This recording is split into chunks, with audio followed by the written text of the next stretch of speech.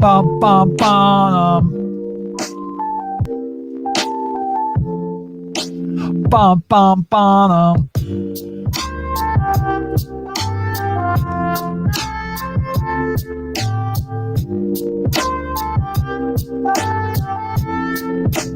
Bum, bum, bum.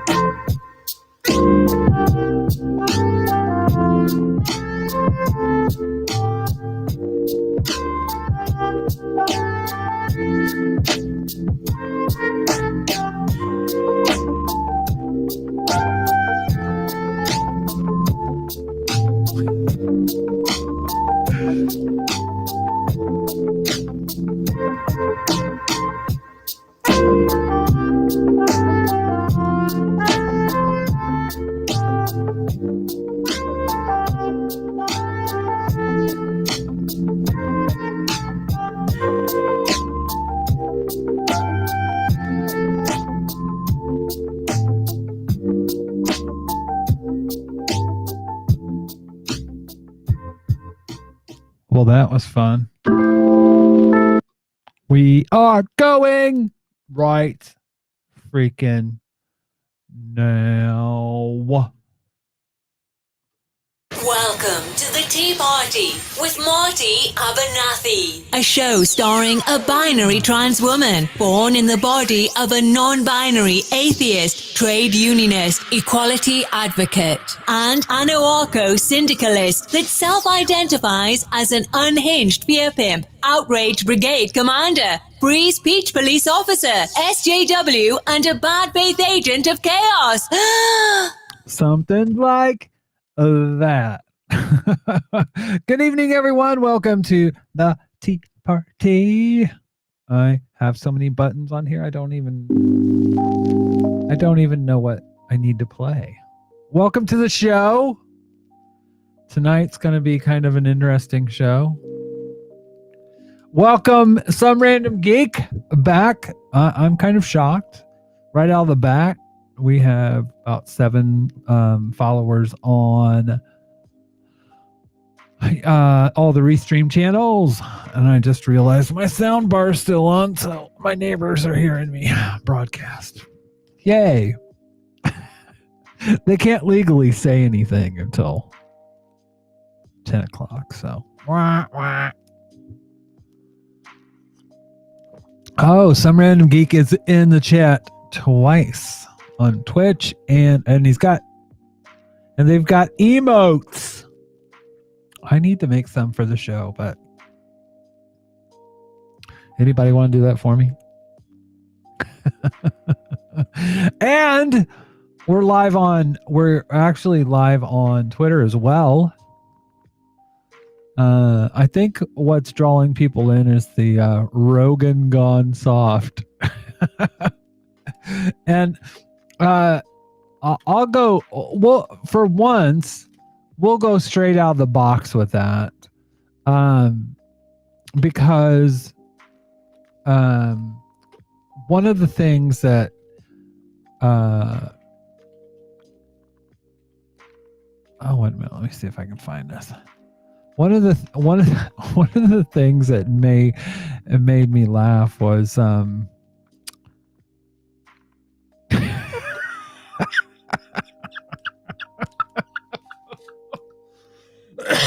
oh my god.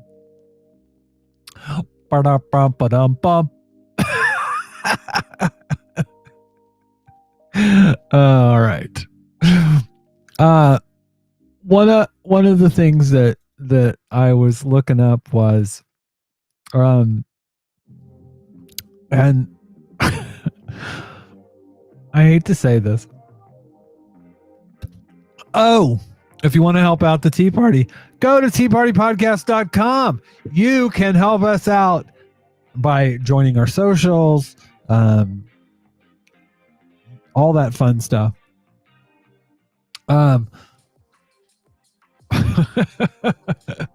But this video made me think about it.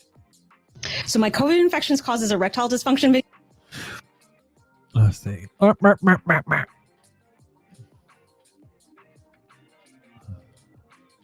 Here we go. Bum, bum, bum, bum, bum. Nope. Wrong one. Nope. Wrong one. God damn it. I boo-booed. Okay. I'm going to have to do it the old-fashioned way. Actually not hit my stream deck. Video came alive again like 2 weeks later.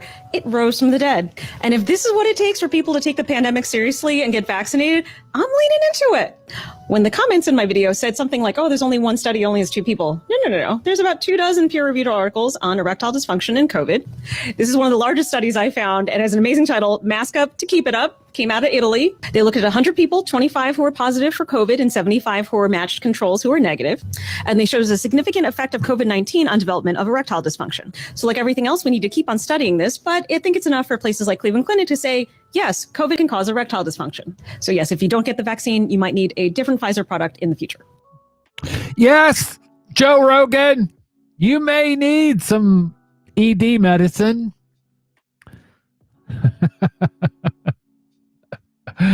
Oh.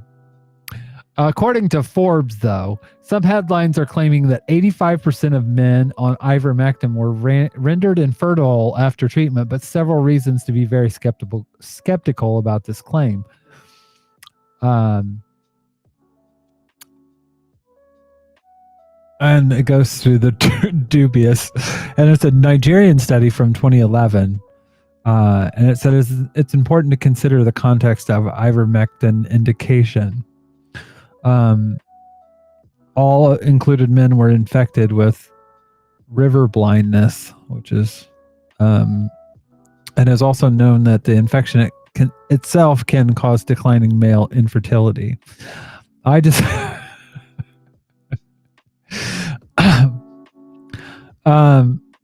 ivermectin is also frequently used as an antiparasitic for horses, including those used in commercial horse breeding.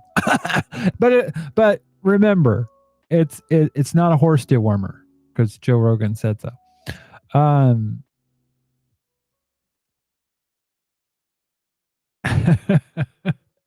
Yeah, ivermectin may not be they may not get it from the ivermectin, but they sure as hell are gonna possibly get it from COVID-19 itself, which Joe Rogan's had. So have fun with your wiener medicine.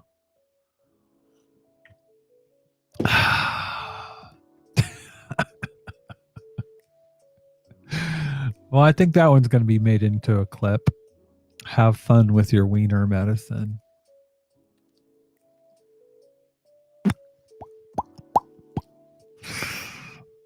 Anyways, so yeah. On a serious note, there is something that I did want to talk that I'm serious about.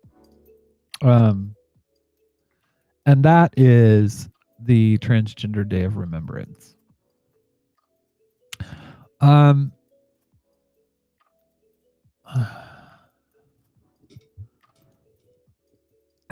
David Skog in the chat says, please explain who this Joe Rogan of whom you keep talking about. You do not want to have, and if you don't know who he is, then you probably don't want to know. I mean, that's the bottom line. Nerd teacher. Did I open this at the line, have fun with your wiener medicine, or am I confused? Oh, yeah. Yeah, you should. You should. I really think it's funny because you have a lot of these men that are like hyper masculine, UFC fighter, and I'm not. If you're healthy, you shouldn't take the vaccine. And then gets COVID. That can possibly affect your ability to perform. Mr. Hypermasculine dude doesn't want to get vaccinated and then gets COVID and now has a possibility of having ED. So, yeah. And I don't think some random geek is wrong. Joe Rogan is somebody we should all forget. I agree. Who? What? What? But so one of my favorite TikTok creators, T Lizzie, I think it's T Lizzie, on TikTok. People to take the pandemic seriously and get vaccinated. Whoa.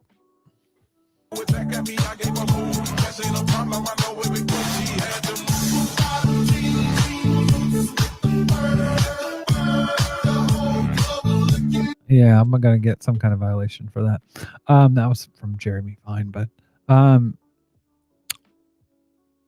so it's Tyra Blizzard on TikTok, and she's been doing a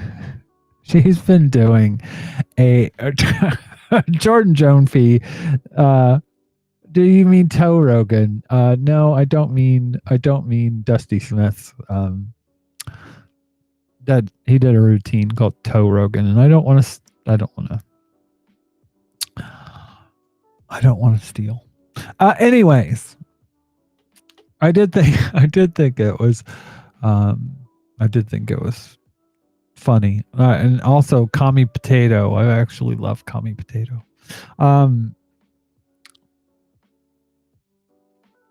Grow slow again. Grow slow again. Yes, grow slow again. Meow. Oh. But Tyra Blizzard on TikTok has been doing a lot on appropriation and how a lot of people like have lip fillers to make themselves look black, or there's a lot of blackfishing going on recently with white women, cis white women basically appropriating black culture and wearing it as a style, basically. And there was I actually might as well just bring it up. Let's see if I can find it. I wasn't going to play it on the show because oh,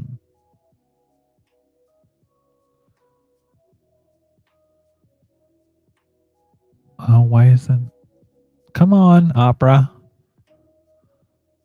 Now you open up twice. Bad dog. And you guys can see what I've been watching. Ninja Foodie. What's up, YouTube? All right. Let's see if I can find this.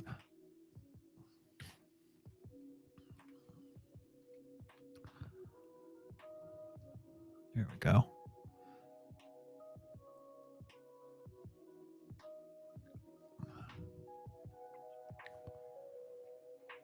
Here we go. So this is a gay man. Sets up. I did take a look.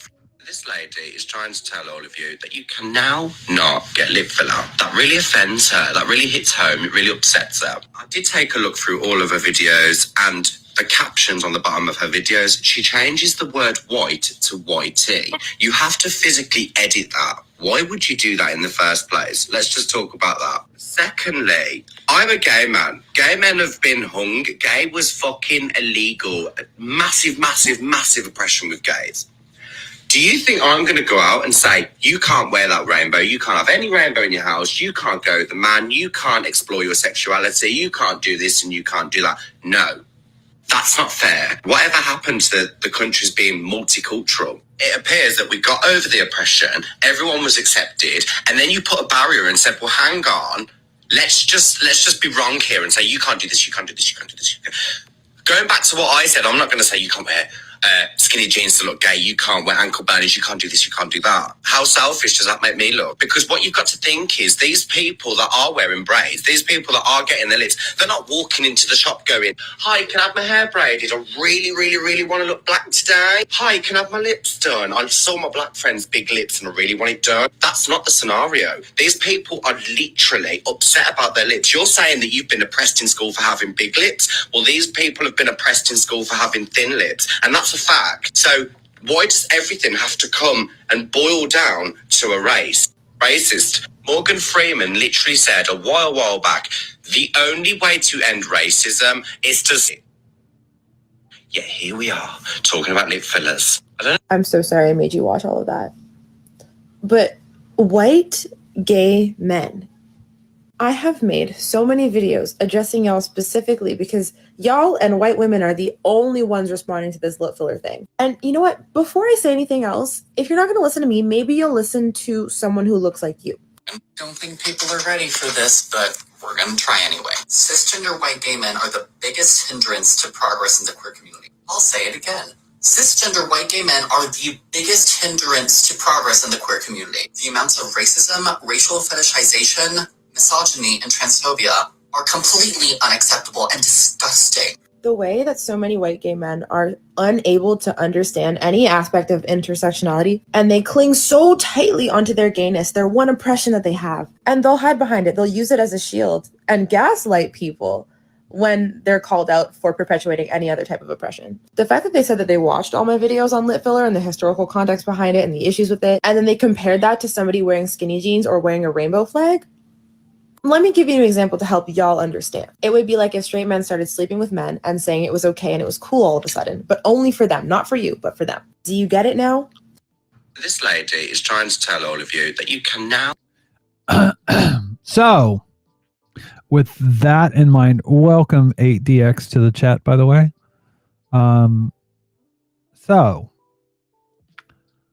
With that in mind, this month, at the end of the month, usually at the 20th of November, is the Transgender Day of Remembrance. And it's been my experience, one of the problematic things that we have around Transgender Day of Remembrance is that some white trans women will use it as a kind of cudgel, a weapon to say, look, I'm being murdered. My people are being murdered. But that isn't quite the reality. The reality is that there are a lot of trans women that do suffer discrimination, but the type of things that cause trans people to be on the Transgender Day of Remembrance website it isn't just around transness. It's an intersection of things. Generally, they are either the good majority of them are from Brazil. That's just a matter of fact. More trans women die in Brazil than any other country in the world. And secondly, the overwhelming amount of American trans women, and they generally are trans women, but the most people that are American that are on the TDOR websites are Black, because there's an intersection of race and transness that is lethal. Trans women, white trans women, are not they're discriminated against, but they are not murdered for who they are. And people need to accept that, realize that, and not use the oppression of these people for as their own. Don't appropriate that oppression. Don't use it to make people feel bad for you or to raise fucking money for your trans fund or whatever. Look on the list, and the reality of this, it dawned on me quite early. I used to keep the spreadsheet. I used to do the research for the TDOR websites. And the reality is that there is always a white trans women do suffer. But if you look at, I mean, this is going back to the early 2000s. People like the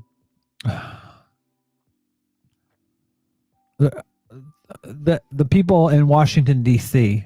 did a transgender needs list or transgender needs survey. And when they did it, it was unbelievable, the discrepancy in when you had a trans woman of color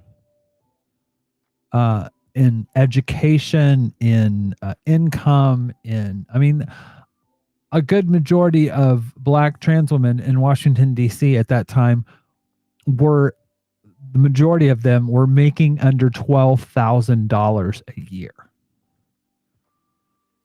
To say they were in poverty is just an understatement.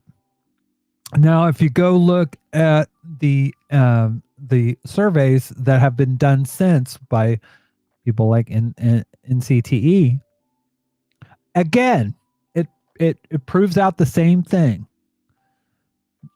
People that have intersecting oppressions are more vulnerable. Trans women that are indigenous, trans women that are of color. These different oppressions are lethal, and white trans women should be. They should focus on that and not try to make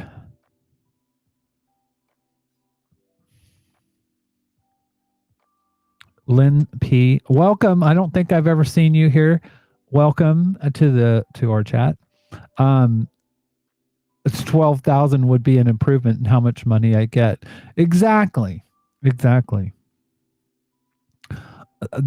There are plenty of there's plenty of oppression just from being trans. And I'm not going to say that there aren't, because I've known white trans women that have struggled, and again, like Lynn P in the chat, had made less than 12,000. But even though that's true, people with intersecting oppressions have it worse. And especially when I lived in Indianapolis, seeing people show up that are of means and have always been of means, and talk about oppression and use the Transgender Day of Remembrance for that, and have potlucks, and I mean, my God, have picnics, and I'm just like, oh God.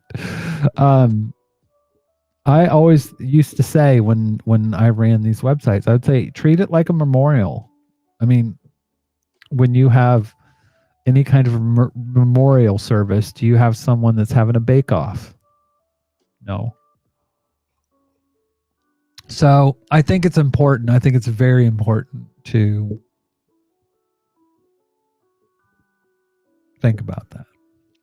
Also, something that I want to do this year, I'm still trying to connect and talk to it because I have trans Brazilian friends. But I definitely want to talk to them because one of the things that I really can't stand about the Transgender Day of Remembrance is the fact that there's no push to help Brazilian trans women. I mean, there are nonprofits in Brazil, and I never see those nonprofits being suggested, and these are where the majority of the deaths are coming from. It's a killing field. I have friends that are in sex work that are trying to get out of sex work, and it's difficult. It's difficult depending on where you live in Brazil. And it's something that I really think that instead of every year looking at those names and going, oh, shucks, it's really horrible, that we need to be doing something to our brothers and sisters in Brazil that are living this reality. Because it's brutal. And many of them do sex work to survive, or one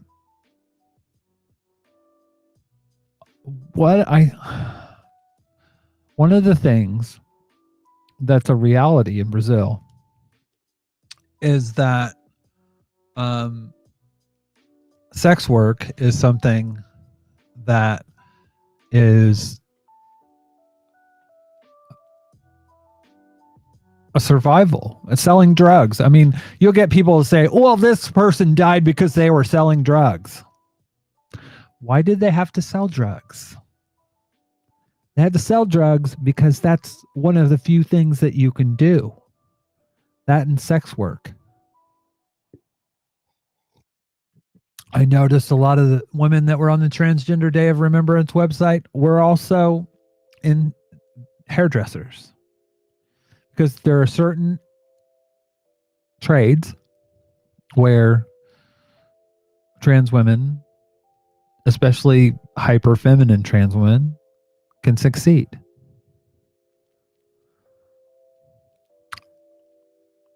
But I do think that it's very important that we have this discussion, and because I think it's helpful to help. And let's see. Nerd Teacher posted a link. I can't. Oh.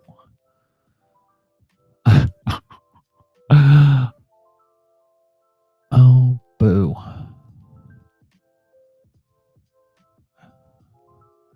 I can't copy and paste. I can put the user in timeout. I don't want to block user on YouTube. Don't want to do any of that. It's nice that you can do it from Restream now, but yeah, that's something that needs to be talked about, something that needs to be done. People need to stop treating the Transgender Day of Remembrance as something that they can kind of use for their own defense. It's not something to use as a weapon against people or to make yourself feel like that you're part of a discriminated minority. You are, but that should not be the reason that you put forth that. There's enough discrimination that actually goes on in trans women's lives, white trans women's lives, to talk about. Employment discrimination, housing discrimination. I've been the victim of both of those. I've been sexually assaulted. I mean, there's plenty of things to talk about. And without appropriating other people's struggle and other people's oppression, it's not yours. So, anyways, let's go on in this fun fest. I thought this was hilarious. This is why I had the little title today. I didn't have a lot of time to make them, so it looks pretty shitty today. But I thought this was hilarious. I renamed the file. Are the cis okay? Lil sister, not gay. Don't hate the straights. I am a boy.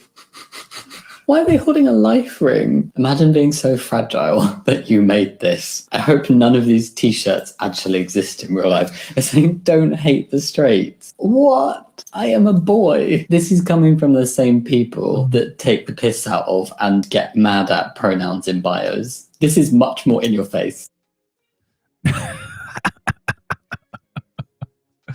Oh dear.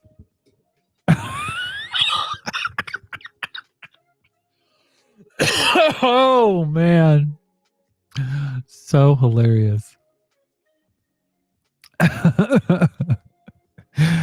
Oh my god. But this is not cute. This is from Novara Media, and they recently did a piece, and I love Novara. But Ash especially has been a huge advocate for trans women, and she's been there. Her and a few other people in the British alternative media have been really good. Owen Jones is another one who regularly gets abuse from TERFs, and has had last week he had a couple trans women that hardly ever get a platform. In fact, trans women in the UK rarely get a platform. That's just fact. For a lobby that's so powerful, the trans lobby, they have very little voice in British media. But this is what Ash had to say. There is a media interest in utilizing feminism and discourses which have developed through feminism about sexual harassment, sexual abuse, and wielding them to demonize transgender people. All right. That is a thing which is happening not just at the BBC, it's also happening at The Guardian. It's happening in all of these discussions around self-identification and access to same-sex spaces. And it is a way of using the language of liberation for intensely reactionary purposes. There is a vast overrepresentation of transphobic views at every level of the media. Take an outlet like Women's Hour, which recently featured an interview with Kathleen Stock, who recently resigned her post at Sussex University. Now, I'm not going to get into the rightness or wrongness of Kathleen Stock or her resignation. What I will say is, how many times have you seen a transgender woman on Women's Hour talking about the issues that she faces? Or how many times have you heard a story on Women's Hour about transgender women struggling to access healthcare, or the increased rates of domestic violence or sexual violence that transgender women experience? You've never heard it. And I know for a fact that certain stories have been pitched to Women's Hour about experiences of transgender people trying to access healthcare. And quite simply, they were rejected because the line was, I just don't think our audience will be particularly interested in this. So you have deliberate media gatekeeping to exclude trans sympathetic stories from their platforms, while I think offering disproportionate and sympathetic coverage towards people who articulate transgender points of view. This is an editorial perspective which runs rip through British media. And I think it is shameful. I think it is dangerous. I think it is insightful towards a minority who already face heightened rates of, violence and abuse and harassment. But it is also atrocious journalistic practice, and it is robbing the audience of the ability to make an informed decision about what they think about this issue. And when I agree with everything that Ash has to say there, but people need to realize, and I'm going to pull over this browser that I rarely do, that it's not just, it literally is not just trans people. Like you, I mean, when it comes to this stuff, you have to realize that, like Kate Middleton, I mean, these are a tale of two. There's racism. Kate Middleton's homegrown bouquet of lily of the valley follows royal code. And then for Meghan Markle, royal wedding, how Meghan Markle's flowers may have put Princess Charlotte's life at risk. And there's 15 different pictures of this kind of thing. Like, not long ago, pregnant Kate tenderly cradles her baby bump. And then, why can't Meghan Markle keep her hands off her baby bump? Experts tackle a question that has got the nation talking. Is it pride, vanity, or acting? And like, literally, like, you can go down the line and they literally do this. This is the same paper, the Express. So, I mean, literally, same fucking stories. I mean, you cannot deny this. This is the British press. It's what they do. Literally, the royal family is not immune to this. This is absurd. One of the most powerful families in this country. Like, literally, Meghan Markle and Harry left this country because they felt unsafe for their family. That is how toxic the media is here. It's absurd. And if you look at Jeremy Corbyn, look at this shit. Like, lefty who hates the royals will kiss Queen hand to grab 6.2 million. And then, I mean, it just goes on and on. The whole time Corbyn was in office, this is the kind of shit that he dealt with all the freaking time. All the time. It's absurd. I mean, these were in the paper every single day. Oh, and even though that was the case, Corbyn came about 40 votes away from being in power in 2017. I mean, they literally, the kind of things that they do, I mean, they literally destroy the most powerful people when they don't like them. Whether it's race, well, I mean, you can go down the line. But the British press is actually toxic as fuck. And it's not just, it's what's sad is it's not just the tabloid press anymore. It's not just the Sun. It's not just the Daily Mail. I mean, it's literally the Times. It is the Guardian.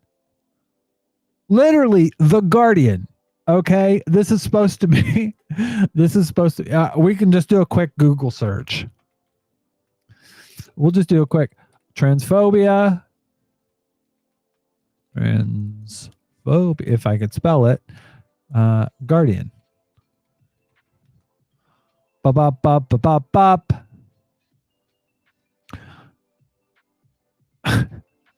I mean, literally, they'll run fucking transphobic stories, but I got one for you.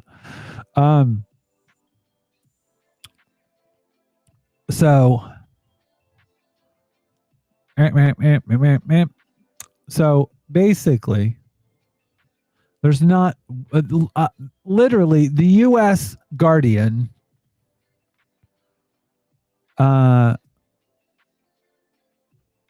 Literally, They felt the need to write this. Why we take issue with the Guardian stance on trans rights.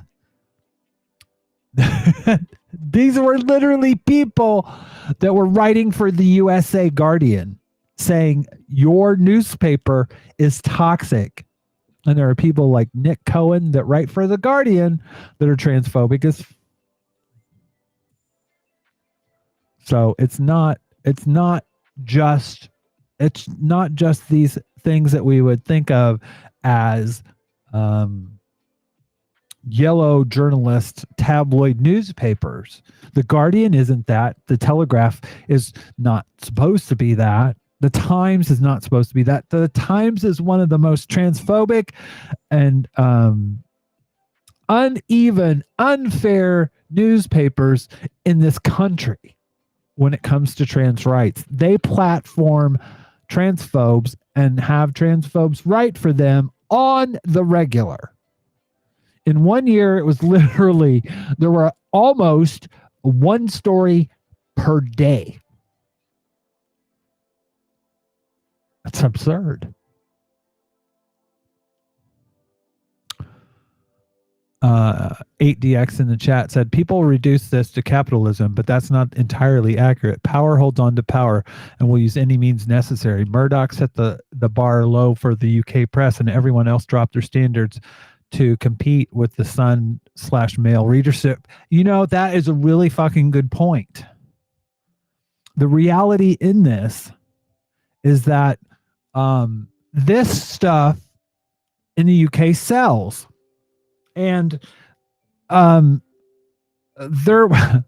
I don't know if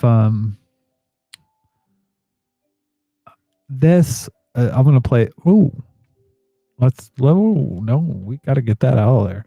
I'm going to play this because I think it's important to talk about. Okay, I'm going to tell you a hard truth about the algorithm. When we say the algorithm is racist, ableist, homophobic, really it's you all that are racist, ableist, and homophobic.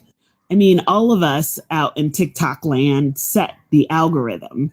When we pause and stop on things, when we interact with things, those are the things that the algorithm boosts. When you say the algorithm isn't showing you the content of people of color, of people in the LGBTQIA2S community, of people from the disability community, how are you interacting with those folks when you do see them? Do you really want to hear from women of color? Have you listened this far into the video? If you have, please boost this video and share in the content your favorite alternative voice to follow. Now, in terms of TikTok, I agree with her. She's right. She's totally right. I played this specifically now for a reason, though. In terms of TikTok, especially, I agree with her and I disagree with her. From the standpoint of the For You page is basically, we think this is suggested read. We think you'll like this. Look at this. Have a look at this. You may like this. You may want to subscribe to this because it's based on what you've looked at in the past. It's creating that fucking echo chamber for you. But people that you actually follow, that's not the case. So I'll disagree with her on this. But in the context of the press, it's very important to realize the reason they're using this stuff is twofold. One, it sells. It sells.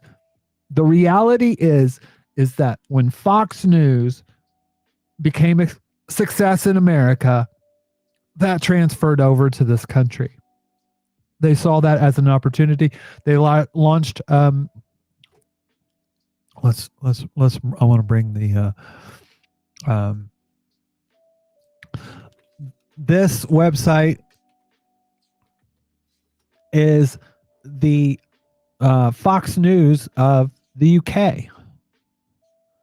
It's LBC and it's a radio station. Imagine Rush Limbaugh was British. That is this, or this. That is this.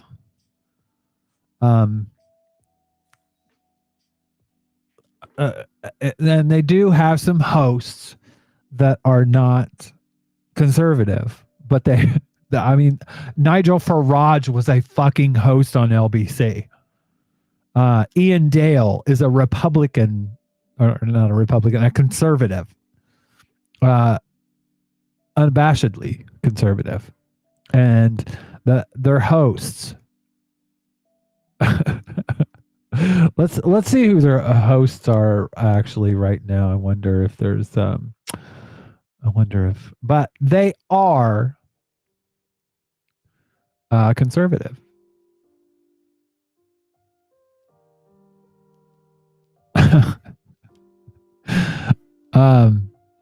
Nick Ferrari. Oh God. Oh God. 8DX says LBC has a lot of reactionaries and fascists, but literally that's what sells. That's what gets people engaged. And Jamie J is in the chat. Hey, a long time. Miss you.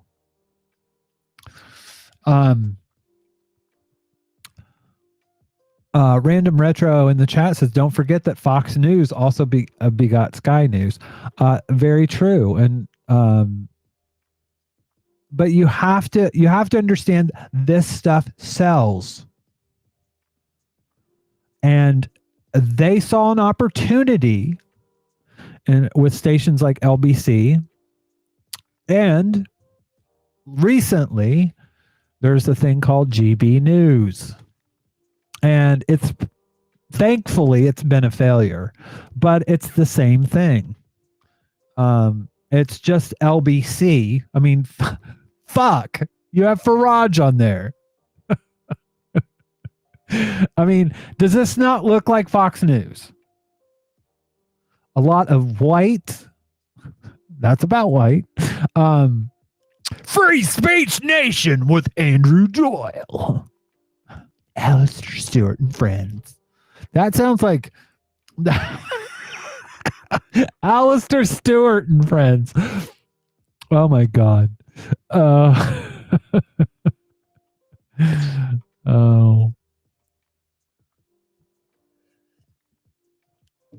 Yeah. But yeah, I mean, like literally it works. That is one reason. The second reason is they want to distract you with all this bullshit. When they don't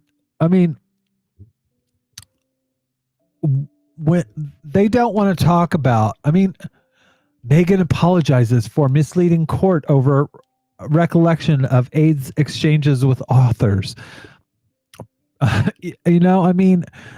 Literally the stuff that Prince Harry slams makes it attacks on Meghan Markle as misogynistic, and like the stuff that they talk about, it's a distraction about the material conditions of actual British citizens. How people are going to be heating their fucking homes this next winter. They're not talking about that. They're not talking about the people that are being kicked out because they've lost their job. I mean, there's so many things that are happening right now that's not being talked about because of this crap. All the things that they want to talk about. I mean, give me a fucking break. Nicola Sturgeon will be remembered for making Scotland the UK capital of woke.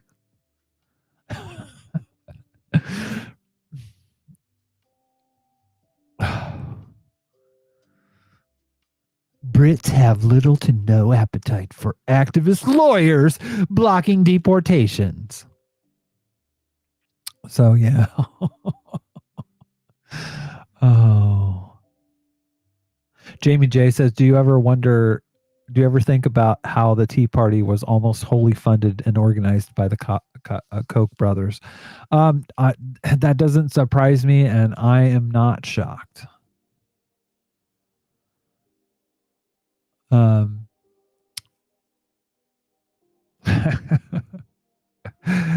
Oh.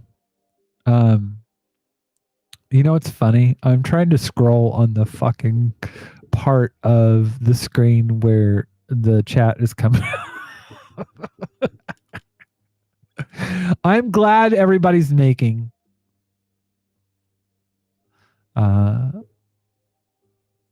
oh my God, Lynn, you are so on fucking point. It is so much manufactured consent. I mean, that's one of the. I'm thankful for Chomsky in a lot of different ways, but that writing that book was it opened my eyes. It was like that. Bill Hicks talks about that third eye. I fucking came open and it's like wah wah wah wah. It's like Jesus Christ.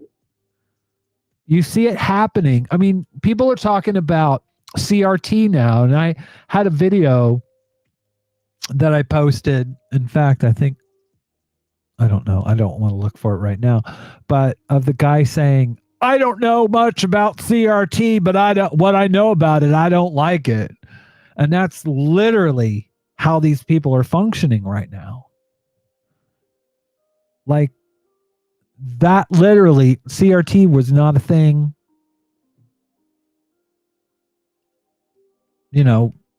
fucking 6 months ago. It literally is a distraction from the reality. If people realized how they were being fucked on the regular. Jamie J says the only acceptable CRT discourse I want to hear about is cathode ray tubes. Well, I can talk about that and how they produce x-rays. Because I'm a radiographer. But yeah.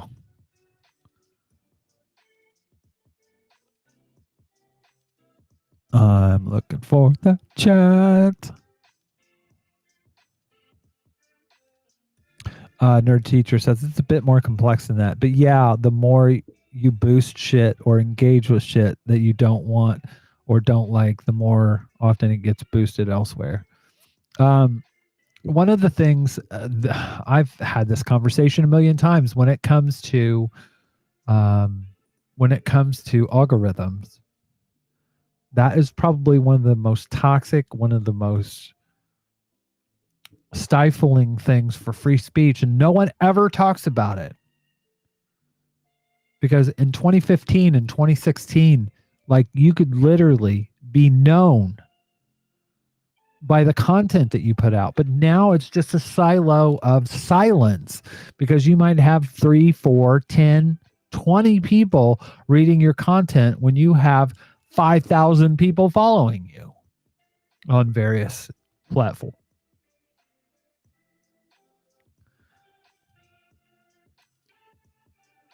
Nerd Teacher said, I know for YouTube, a cooking channel I follow did a good breakdown of how structures that seem like they shouldn't impact things or should impact them negatively are positive reinforcement.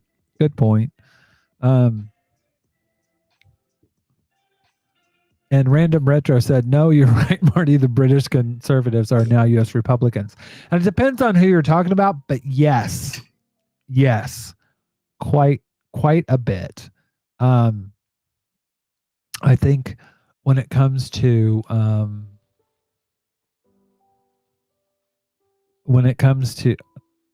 God damn it. Burp, burp, burp, burp, burp, burp, burp. I had to figure that one out. I need to pick up where I left off. Random Retro. Social media was a mistake, period. I don't think so, but I tend to think like literally I've went back. Oh my god. I haven't talked about. We're going to talk about this here in a minute. I went back to this is my old blogging template. And I'm going to post more. I'm working on getting my schedule down, but I'm going to start posting more content here. But like blogs are pretty much dead. And but I don't care because here's the thing. People will think, "Oh, I have 6 million followers on TikTok." You only have 4,000 people that are viewing your content. You know, you're only having 30,000 people that are following your content. If I have there right now, not counting Twitter, there are 11 people watching the stream. I don't give a fuck. I know those 11 people are watching. Though I care about you and that you're watching this stream. The thing is, I'm focused on the 11 people that are watching, not getting fucking 5 million people that aren't really there to have a fucking number on. If I have you 11 people that go to this blog and subscribe to it and read what I write, then that is what I'm here for. Does that make sense? I mean, because it's almost like now with social media, you might have 800 people following you, but only 15 people are seeing your content. And 8DX says, I still read a few blogs. People are doing the Substack thing of getting emails. And here's the thing. When it comes to Substack, fuck Substack. Mostly because Glenn Greenwald is on there. And there are some good people at Substack. But here's the thing. There's no reason why you can't go to individual blogs. Here, I'll show you. I use INO. Is there INO reader? I use this one. Let me see. Let me see if I can take this off the screen here.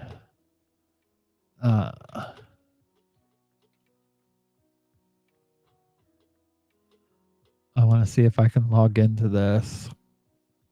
Well, actually, I think I can log into it on I can log on to it here.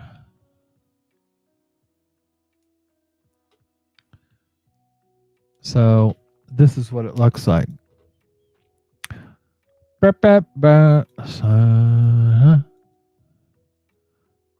right, thanks, got it. All right, so I mean, this list, this is like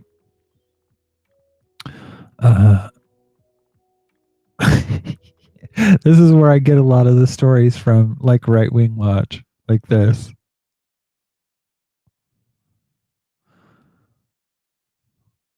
And I'm telling right now, I'm saying this, and the Lord would have me start doing this. Get in touch with me, and I can tell you some of these things if you believe the prophets. Donald Trump, call me. Call me. I'm saying more than people realize right now. What did he call you? Listen to the prophets. What did he call you? Don't let them tell you to not listen to the prophets. I gave a prophetic word on Steve Schultz's program, and it was a word I heard in a conversation. I heard these people talking, and they told the president, I'm talking about President Trump, the president. I'm not talking about the jackal who barks over the desk of the Oval Office. I'm talking about the president. I was listening to this conversation, and they said, don't listen to the prophets. Don't listen to the prophets. But the Lord said, don't listen to your advisors about that, because they have their own agenda in mind, and it does not include you. You have to remember an anointing. Anyways, yeah. An anointing is. I don't care about it. You're anointing. You're annoying. But that's where I get a lot of these. But I mean, it's a really good way of keeping track of blogs and stuff like that. And I have a pretty good mixture. Kyle Rittenhouse. What a fucking joke. I did what I had to do. I literally went someplace. I didn't have to go and shot people that I didn't have to shoot. So, I mean, you get articles. I have different sources. The funny stuff. I have lefty cartoons, some photography stuff, some Linux stuff, some home automation stuff. But it's an RSS reader and it's really good. It's really good to read stories from various sources. And you're not going to get that anywhere else. You're not going to get that on you're not going to get that on Substack. So anyways. Oh. So anyways, I think welcome the gaming gamer from Gamesville, USA. Just kidding. I have an English person that's always taking the piss out of me by saying, Substack doesn't have RSS. Not surprised. I don't know, but to be honest with you, it's one of those things where I just don't. I don't want to go somewhere else. Besides, I want to support the outlets that I read with views, not a Substack, because it's just feeding a middleman that you don't need. Because guess what's going to happen when you start reading a bunch of Substacks and you go there and you log in and you look at the different authors that you follow? You're going to start getting that using an algorithm.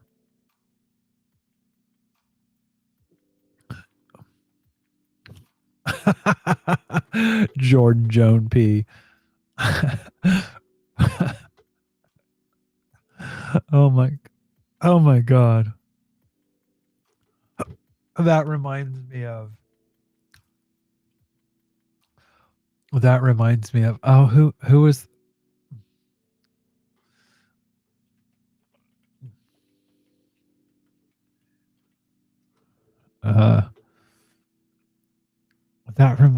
old guy. Oh God, I forget the guy's name. He died, I think.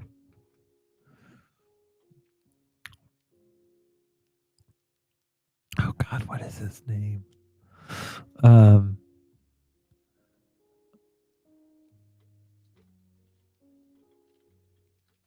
What is his name? Fuck. It reminds me of this. So you got mugged, huh, Mr. Donaghy? And you caught the guy who did it. Good for you. Oh, no, Len. Tracy is helping me with this. But I can see how you went there. Kids. What? Kids. How do you do, fellow looking cops who infiltrated high schools? How do you do, fellow kids? What? So I'm glad you called me, Mr. Donaghy. How? That's what it reminds me of. Anyways. How you doing, my fellow kids?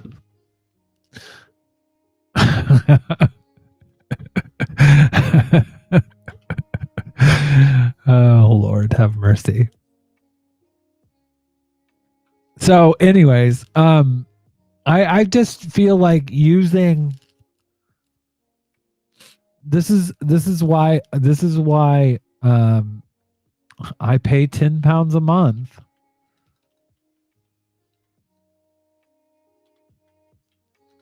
for trans.fm, which is my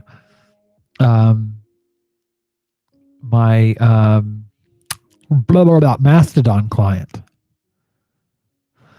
And literally, there are things that I follow on here, people that I follow. Some of it's automated stuff, but The people that I follow on here are really cool. And I have a script that goes over to Twitter and posts the stuff that I post here. It basically syncs between the two places. If I post something on Twitter, it posts here as well.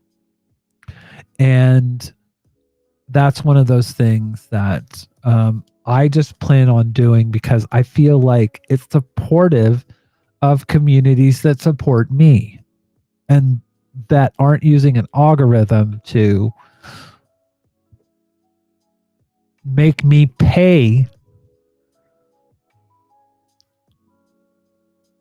to get supported. Does that make sense? Anyways.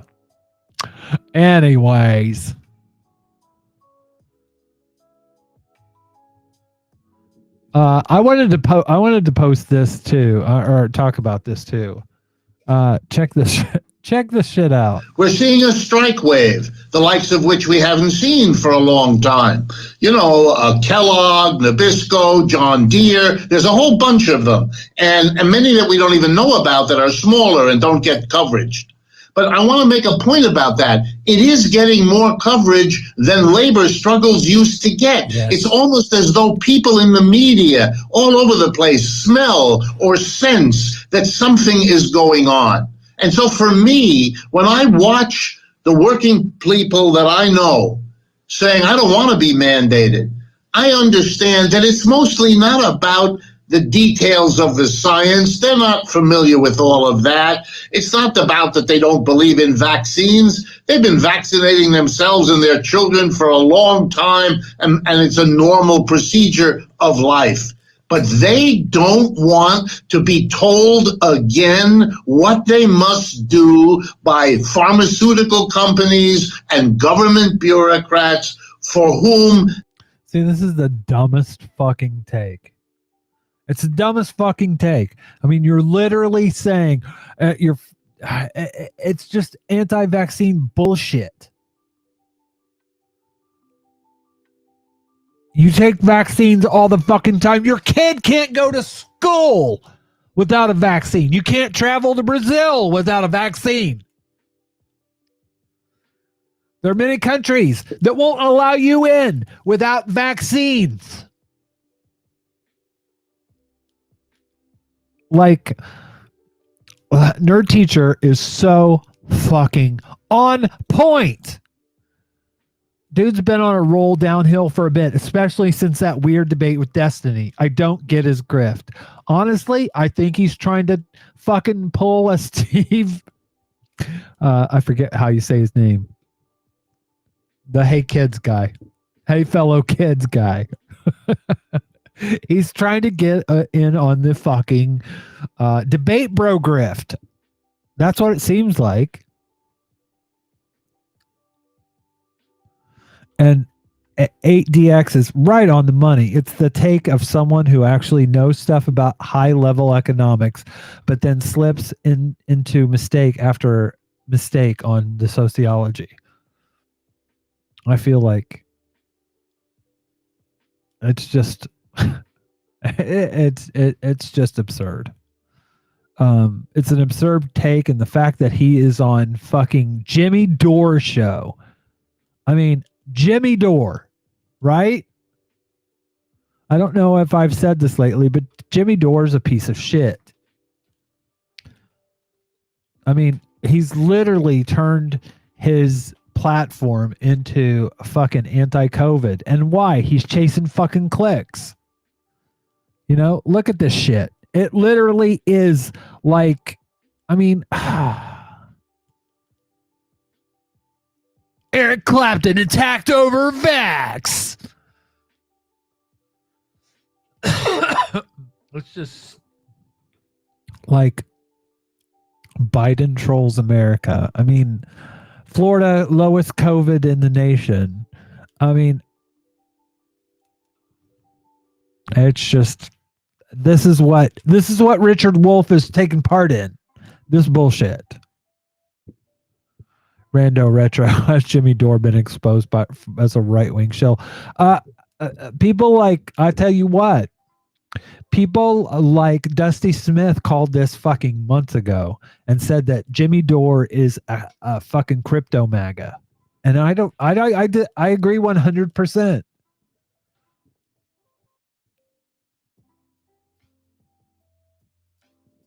It's just,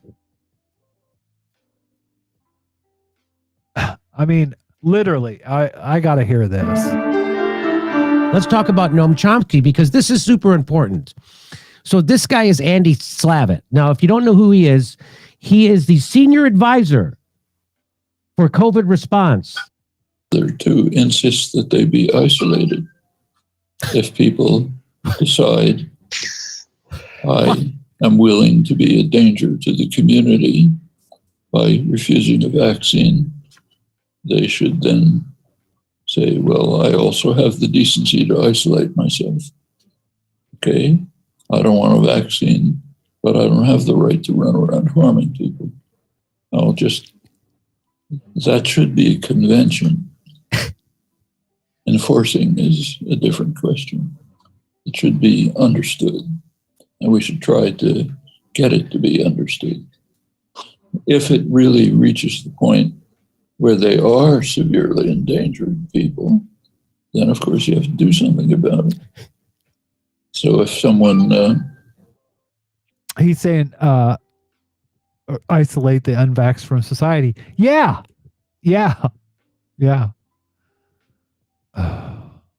Anyways. Yeah, bye-bye. Is that person on... We're going to block them on YouTube? No. I think that person is on... We're going to... I think I did get them. No. We're gonna add to the block stream. I know this has got to be some random geek. It's probably not on. This is on Twitch. I know it is. 1 second. We'll fix this. Empty cars everywhere, sirens everywhere. This Oh is my kinda freaking me god. out. Yeah. Oh my god.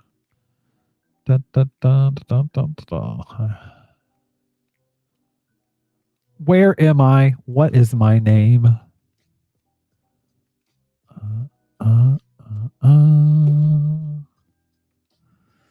What is my name? No.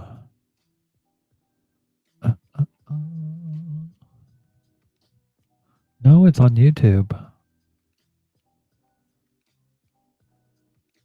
Did you? Oh, thank you, Jamie. I thought that was that's the one downside of using Restream is that when somebody comes in and does that. But YouTube, it's so weird because that usually doesn't happen. But literally, like Jimmy Dore, like talking about this. Oh God. 8DX said from Sean's video on Dore, he used to be pushing for vax and then took a strong anti-vax turn when the views started coming in. That's exactly right. Nerd Teacher says TYT and all of its offshoots really need to go find a hole and bury themselves in it, especially the offshoots. Dave Rubin! But yeah. Yeah. Dear. Oh dear. Yeah, Jimmy Dore has always been kind of crypto MAGA. Random Retro said Sean isn't exactly in the clear either. BreadTube has a lot to answer for in its own right, and I agree with that. Oh my God. There is something that I want to point out. Now, a lot of people are going to say, and I am going to agree, I am going to agree. Now, this video should be called, and you could have just said, you could have just said Peter Coffin's a piece of shit.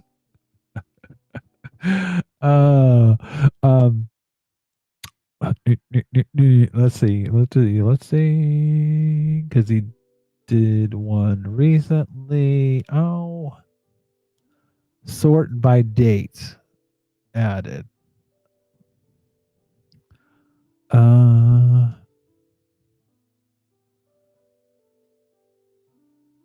Where is it? Where? He did one. He did one on Peter Coffin, and I thought it was just right on the money.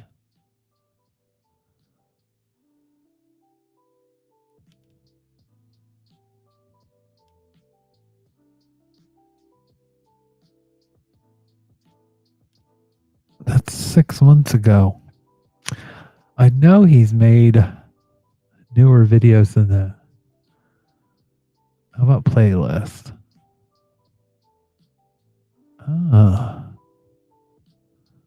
Maybe it's on Bad and Banana 2? Yes, here it is.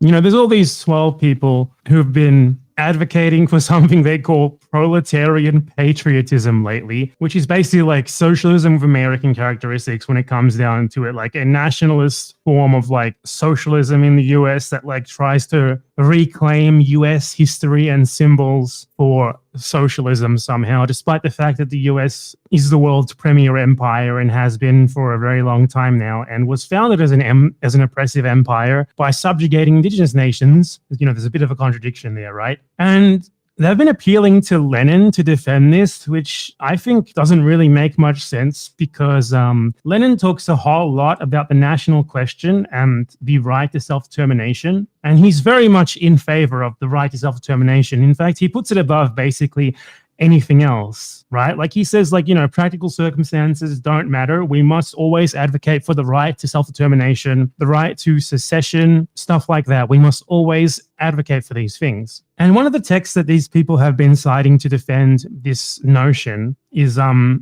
text by Lenin, which he also covers very similar themes in his much longer essay on self-determination, which is much more famous. So this text is called On the National Pride of the Great Russians. So they've been sort of cherry-picking small parts of this where Lenin talks about having a sense. So if you go through this, he goes along and talks about Lenin and how Lenin was against basically what Coffin is basically for, which is this proletariat patriotism, and it's just like literally it has no kind of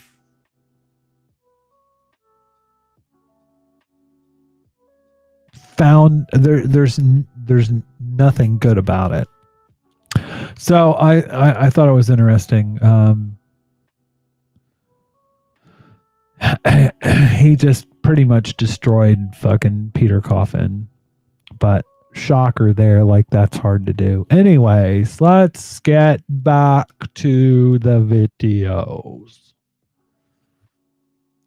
I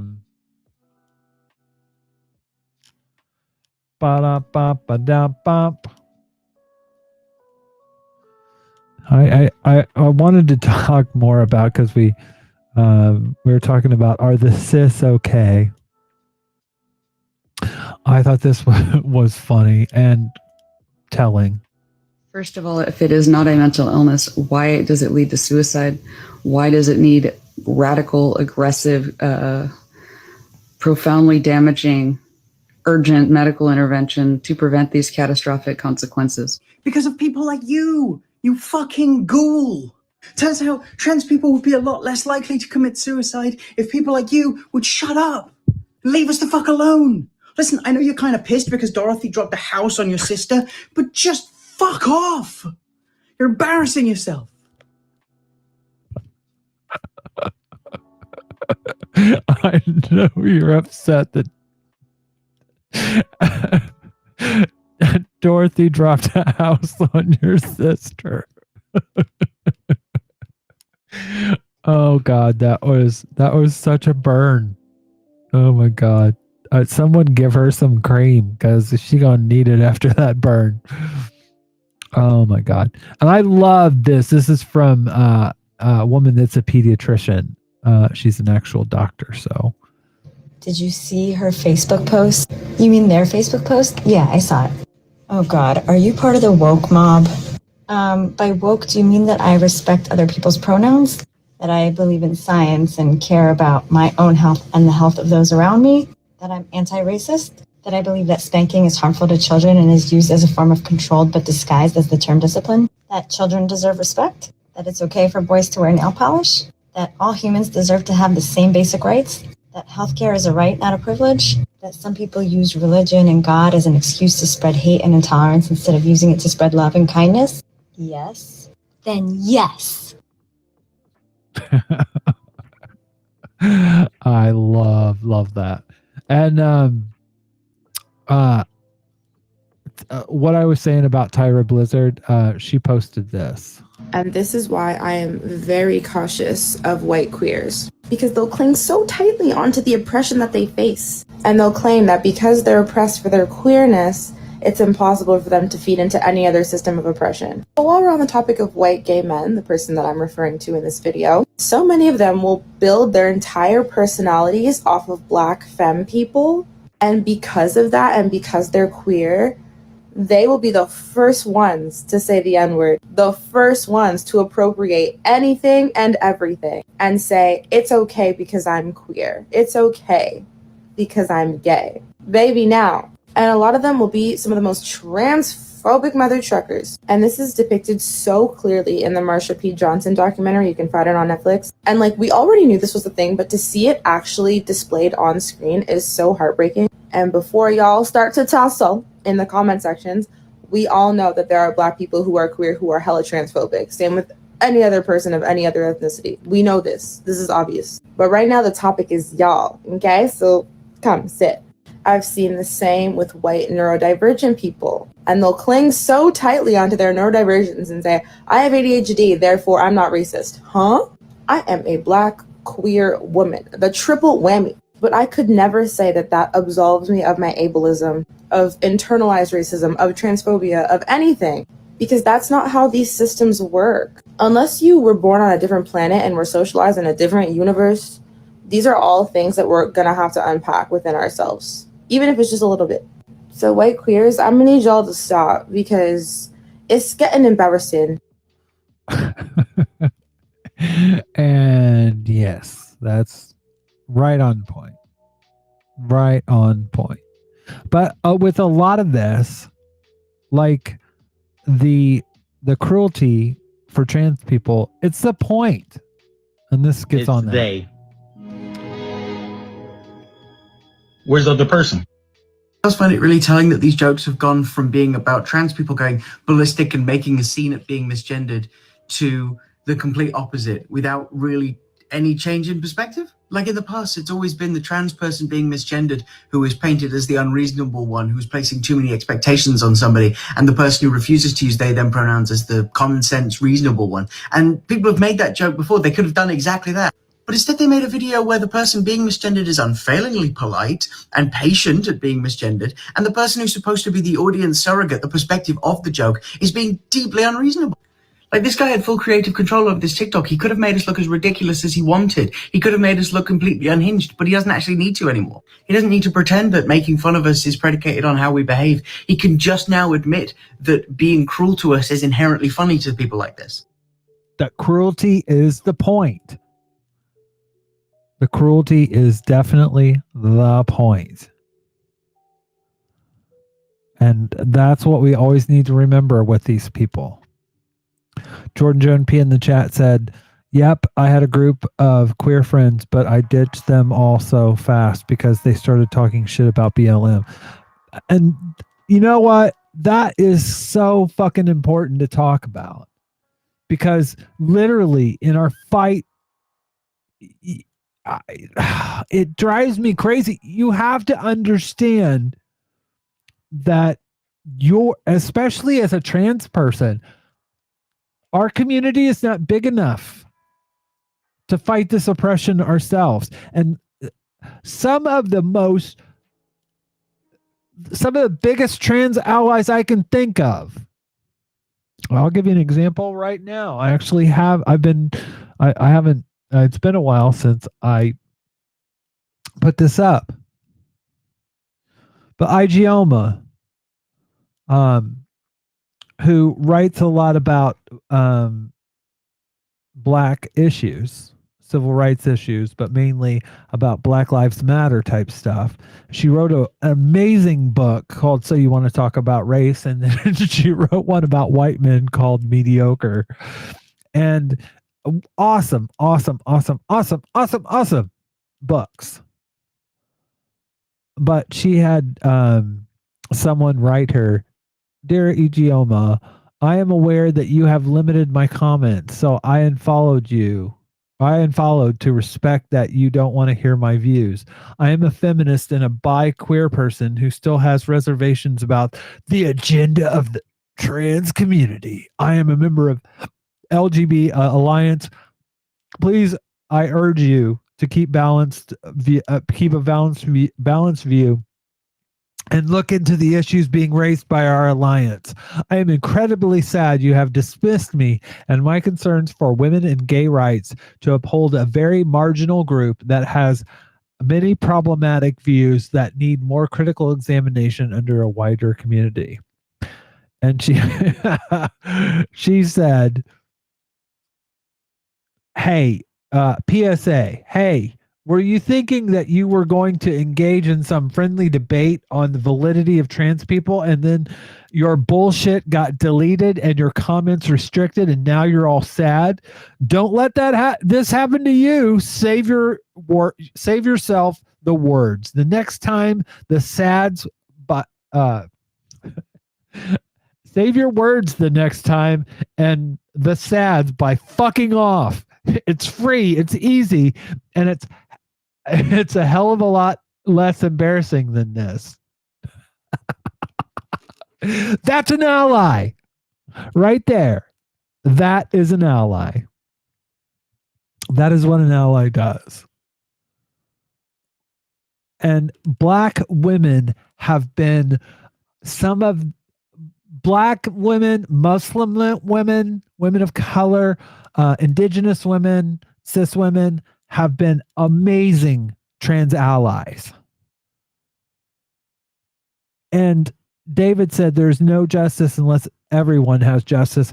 But they fundamentally, most of the people that support us without reservation are people of color, are Black people, are Black cis women specifically. And that is not something that's lost on me. That's the reason why I go so hard for BLM, for Palestine. I mean, I can go down the fucking list. It's important that we engage with these communities and talk about what is right. Because we need allies just as much as they need us. We need them.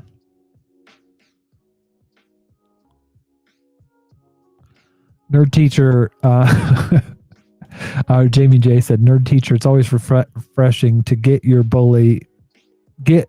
bully your friends once in a while instead of just the fash." Random Retro said, "Just wanted to say that I really appreciate what you do at the Tea Party. Thank you, hun. I don't have the stomach for public discussions anymore."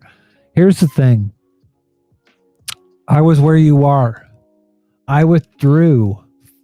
And even today, this is really hard for me. I came home from work. I didn't have time to do makeup or do any. I mean, my face right now looks fucking awful. I hate my hairline. I mean, there's so many things about my face that I fucking hate. I hate looking at this image. I hate this image. I tolerate it. My partner loves this face, and I'm learning to kind of listen to her. But that being said, this stuff needs to be. I feel like when I founded Trans Advocate, I feel like that nobody was saying what I was saying, and that I had a voice. And when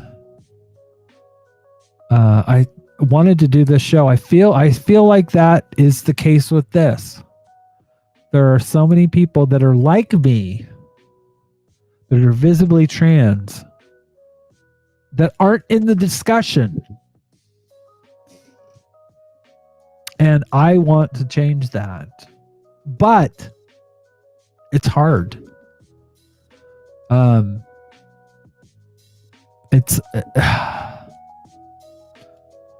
It's hard. It's hard for me to hear my voice. It's hard. I mean, there's so many parts of this that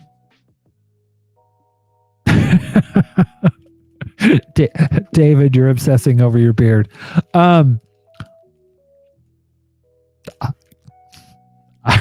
have to show you all something. I made a TikTok.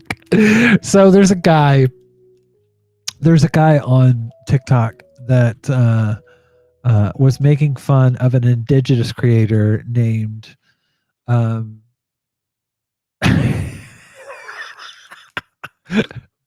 named Modern Warrior. And this guy is pretty massive. Let me see if I can find it. Oh, here we go. Speaking of beards. Crazy Mother Runner. I kind of had to laugh. This guy is saying that Modern Warrior looks like a pedo, as if pedos have a look. Well, if they do have a look, then who do they look like? When I read this comment from Crazy Mother Runner, I kind of had to laugh. This guy is saying that Modern Warrior looks like a pedo. Not saying everyone with a beard is a pedo, but most pedos have beards.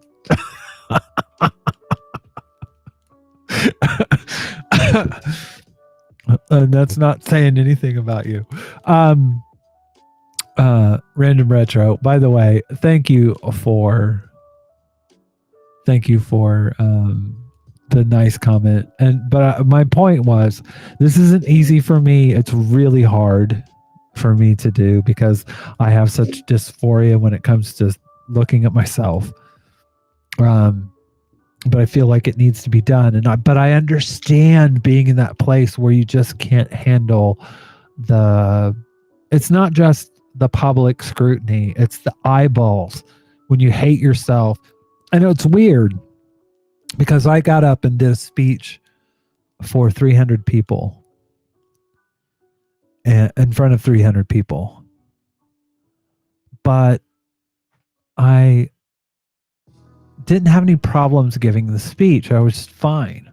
But it was about something that I was passionate about. It was literally at the time, it was about something called the Rooney Rule. And I was trying to get it passed within our union.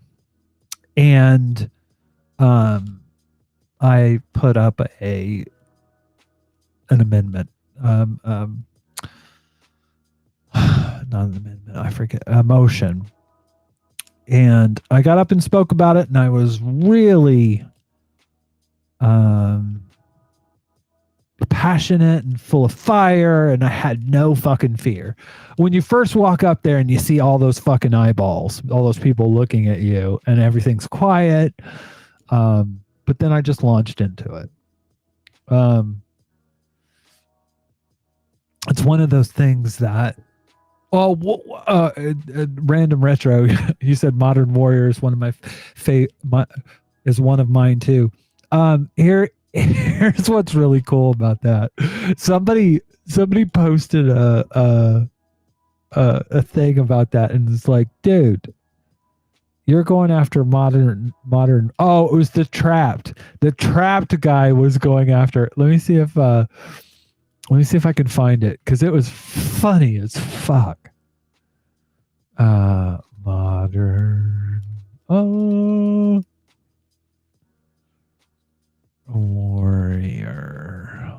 Warriors come out and play. Back off, I'll take you on. Headstrong to take on anyone. I know that you are wrong. Headstrong, we're headstrong. Back off, I'll take you on. So So basically, somebody posted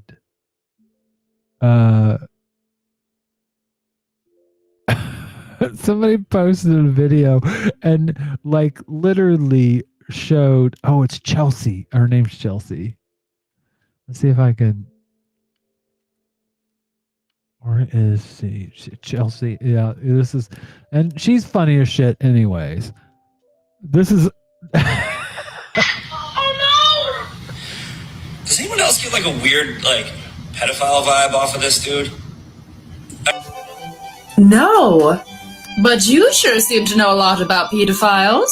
Care to share why that is? Were you making lots of nice new friends back when you were in jail? Prison. I have a better question for you. Are you a sentient bowl of oatmeal sporting a merkin? Because there's no evidence to suggest you're not.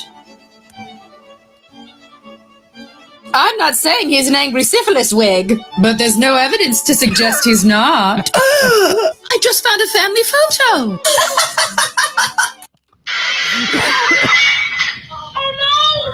oh yeah. So that was that, but I want to find the one about Trapped because it makes me laugh so fucking much. Don't stand too close to the fire. You're gonna let it burn. Is this the guy that's been coming for Modern Warrior? This? Thinks he can match this? Oh dear. You know, I've never understood the concept of a master race. What is it you think you're the master of? Being able to bench only 25 pounds? The master of needing SPF near a light bulb. The master of melanoma. Oh, look, I found her supervillain name. Da, da, da, da, da, da. Skin cancer! Everywhere! I keep hearing you mention you thought Lance was a woman. Is it because he has a braid? Honey, this is called hair. You remember hair, right? The thing you used to have before it receded to the middle of your scalp. You see, I'd call you the dime store Nickelback. But the thing is, I've heard of Nickelback. Don't stand too close to the fire. Oh god. I would call you Nickelback, a dime store Nickelback, but I've heard of Nickelback. Oh man, that is such a burn. Later, comrade 8X, 8DX. Stop by more often. Subscribe. I want to get that subscribe count. We are close. By the way, help me out. Please, please, please, please, please. If you haven't subscribed, please do. If you know somebody that would like the show, get them to subscribe. I want to get to 100 subscribers. We are 9 subscribers away. But yeah. I love Chelsea. She can be problematic at times, but yeah, she hits misogyny hard, and like people like here's your another. biggest flex. Maghulumatakoni ang lihlunga. Lihlutjali ang lihlumini imo. I want to see some of her like this California math teacher dancing around pejoratively pretending to be a racist depiction of a Native American person, which included, but was not limited to, getting out some rocks and proceeding to pray to them on her desk. What in the name of Jesus Christ did that have to do with mathematics? And upon the video going viral and receiving fierce backlash, the school released a statement. Blah, blah, blah, blah, blah. This doesn't represent our school, blah, blah, blah, blah, blah, blah. Doesn't represent you? Well, that makes this yearbook awkward. I must be hallucinating.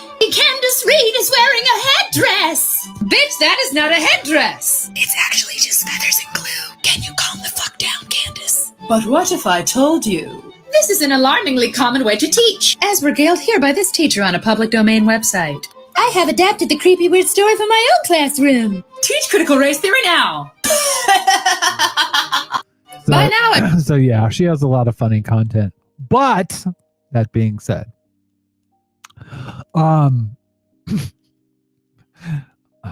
anyways, yeah. We haven't, man. To be honest with you, I'll probably go till 12 tonight, depending. But I have so much fucking content that I haven't gotten through the transphobia stuff. Lynn says, "Oh gods, I remember the whole Sokotoa, a horrible thing that got posted online." And Sokotoa is a thing that people use for algebra. I think it's algebra, trigonometry. That's used to teach people to remember that type of thing. And to say it's problematic as fuck is an understatement. But anyways, we're gonna carry on with the trans stuff, transphobia based stuff, and this is from Consciously on the recent controversy around trans people. And D.L. Hughley, one of the original kings of comedy, made a post that I disagree with. You feel me? And of course, disrespectfully, OG, you made a post quoting Dave Chappelle where he said, "I said the N-word 5,000 times on a Dave Chappelle show, and nobody tried to cancel me. In fact, they offered me $50 million to keep on doing it. We call this a false correlation."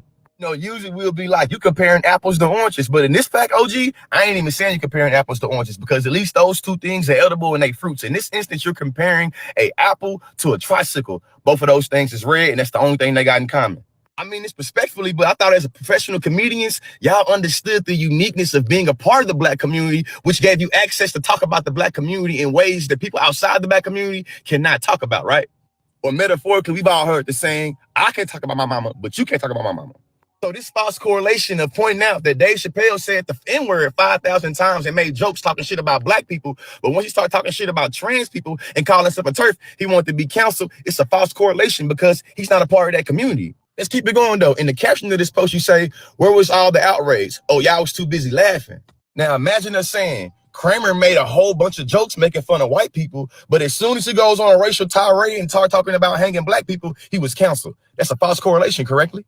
It's a lot of lazy argumentation going on. And the thing is, at the bottom line is that when you're talking about a community that you're not in, it's context. It's context. It's why Black people can say the N-word. It's why trans people can say the T-word. Because in context, it means something different.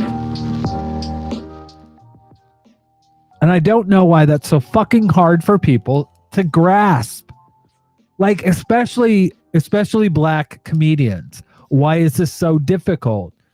I mean, and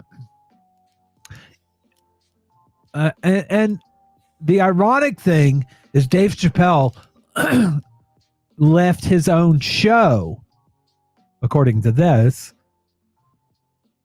because white people were laughing at him saying the N-word. And it's context. And it reminds me of some work that I had to do with my own racism. A long time ago, I did get rid of the overt racism that I had in my heart and in my mind. But there is still latent racism. And I'll tell you one of them. One of my friends, a Black woman, Black trans woman, she was talking about how getting older and she gained weight and she felt like she was invisible. And she felt like, and she was really upset about it. And I went into this whole thing and in my mind was thinking of, well, I'll show you.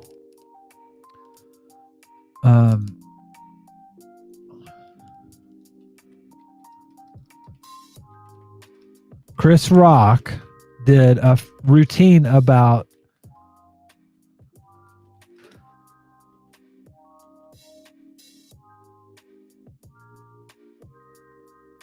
Oh, it says it's not available. Let's see if I can find out.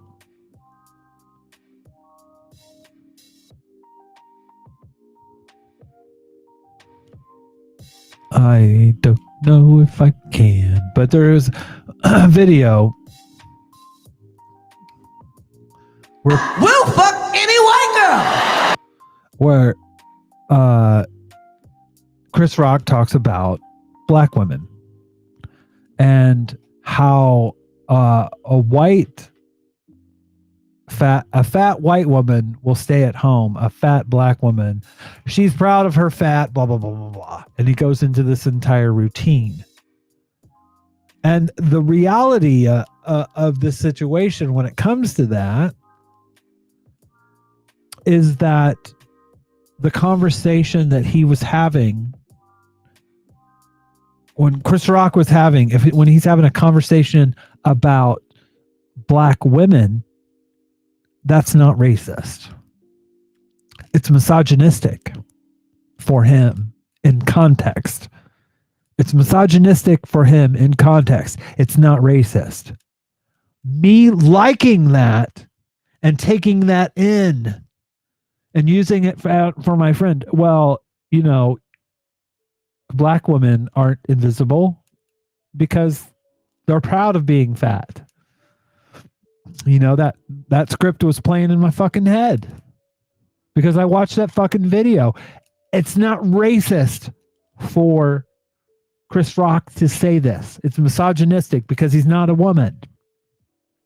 But it is it is misogynistic because he's a man talking about women. For me, it is racist. That I thought it was funny. And the reason why that routine got so fucking popular wasn't mostly on black people. It was on white people. And it was for the consumption of white people. So when it comes to context in comedy, it matters. I want to see if I can find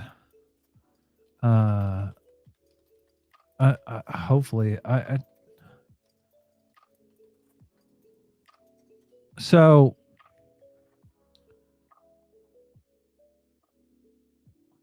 The perfect night's sleep. That's the dream. no. And I'm not I want to see if I can find it. Because I don't want to say all the words that Carlin used.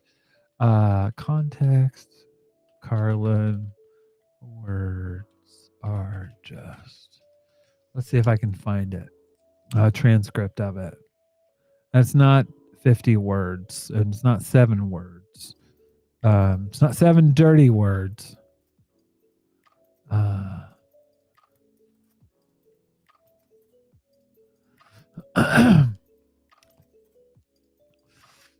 He said there's a different group to get pissed off at you in this country for everything that you're not supposed to say. And he goes and lists all these different racist things. And he said there is absolutely nothing wrong with any of these words in and of themselves. They're only words in context.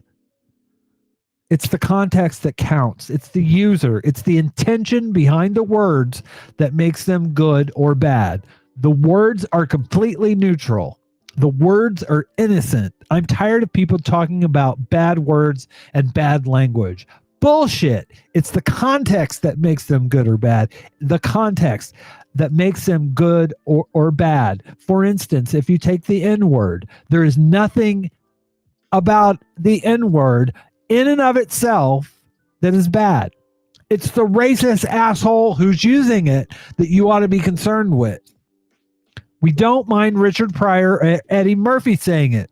Why? Because we know they're not racist. Context. We don't mind the context because we know they're black. Hey, I'm a whitey, the blue-eyed devil, Patty, Faye Gray, boy, honky motherfucker myself. Don't mess with my ass. They're only words. You can't be afraid of words that speak truth, even the unpleasant truth, Like the fact that there's a bigot and a racist in every living room on every street corner in this country. And you'll have conservatives that will eat that up like nom, nom, nom, nom, nom, and not fucking know what he's saying.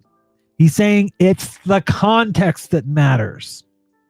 Now, I won't say those words that he's using, and because I don't think that it's helpful. No, it's not the 7 words, actually. It's not the 7 words. It's actually a routine that he did. I believe they're only words. And you can listen to it, and it is a bit dated, but he's on point. He's on point. And this is what Conscious Lee is getting at. Context matters. And in Dave Chappelle's place, part of what Dave Chappelle was saying, I can agree with. There's a part of the LGBT community that won't address racism. And there's no argument there, but say you're a TERF and that talk about trans women the way he did, it's lazy, and it's not helpful, and it's not apples to apples. And like Conscious Lee says here, they're not even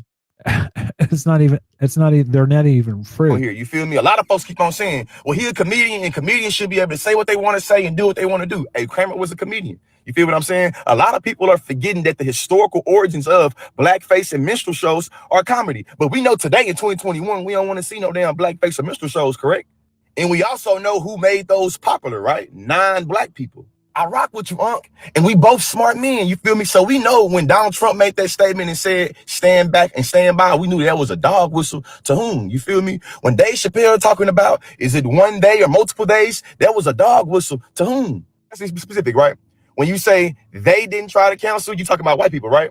White people could not object to him saying the N-word, and black folks was having a great time laughing at him saying the N-word. We can't be so lost in the sauce of trans negativity that we literally slide into some white logic.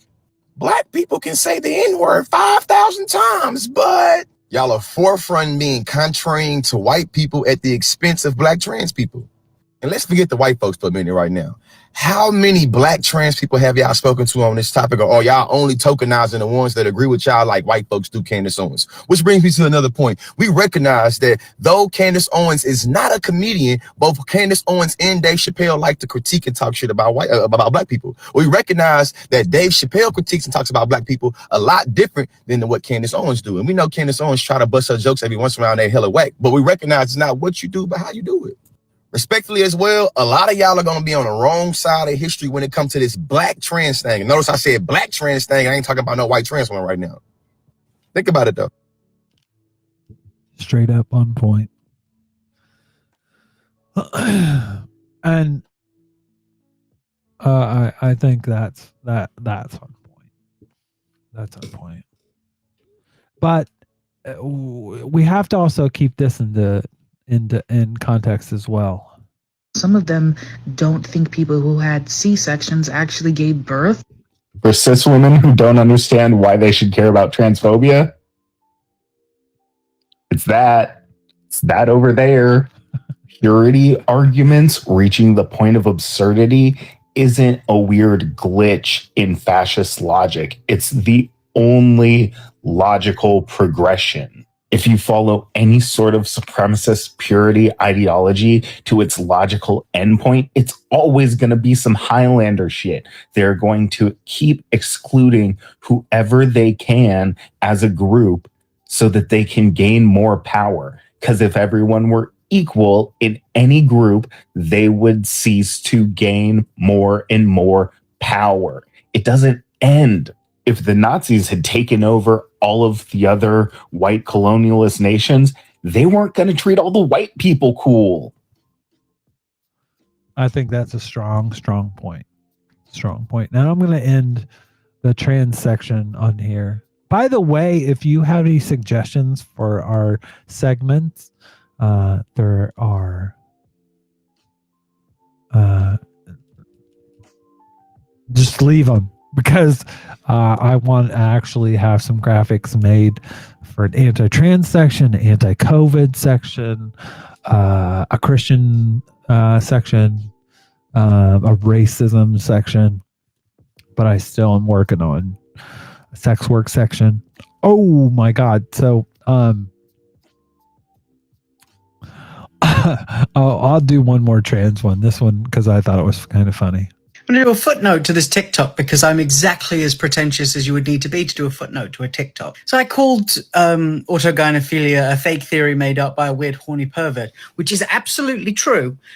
But if I'm going to be accusing TERFs of intellectual dishonesty, I can imagine it's very easy for them to come in and be like, well, you're just going to turn away any science that doesn't agree with your ideology. And like, I am going to do that, but I'm not doing it because it disagrees with my ideology. I do it because it disagrees with the facts. So autogynephilia is part of a sexual typology put forward by Ray Blanchard, the aforementioned weird horny pervert, throughout the 80s and 90s, that has been widely discredited within the scientific community. It's been discredited in articles like this and this, research such as this and this. If you're looking for a place to start when you're trying to understand just how discredited autogynephilia is as a theory, I recommend the work of Julia Serrano. She not only does a great deal of due diligence in terms of her research and citing and communicates very effectively, she also serves as a really, really good entry point because her work often collates many of the studies that already exist, and are, is really useful in that way if you want a foot in the door, but you don't know where to begin between all the various studies. Because while the main issue with TERFs is that they are bigots and they are doing bigotry and they're causing harm, it is also important to know that the data and the science is also not on their side. They are playing with an empty hand and they are losing. And it makes them very upset. And as I've said before, I think that's very funny. It is funny, but it's very true. The one thing that TERFs have are emotion, and that's the one card that they play all the fucking time. So yeah. I wanted to talk about woke fatty. Actually, this is a really good point about tolerance. So stitch this and tell me something that white people aren't ready to hear. I'll go first. White people, it is simply not enough to not be racist. To say, I'm not racist, I am tolerant of everybody. You know what? Tolerance implies prejudice. It implies, I have a problem with this or with that, but I tolerate it. I'll deal with it. Are you kidding me? You want a cookie because you tolerate people? No, you have to rage against the system. You have to rail against the system that has disenfranchised so many black, brown, and indigenous people. It's not enough to not be racist. You have to be intolerant of bigotry, intolerant of hatred, intolerant of tolerance. You have to not tolerate racists. Oh, for the love of God. This jackass is back. I'm going to have to moderate your ass. Oh my God. By the way, thank you to you guys who went, and it looks like we got a couple more subscribers. We're up to 84. 16 more to go before I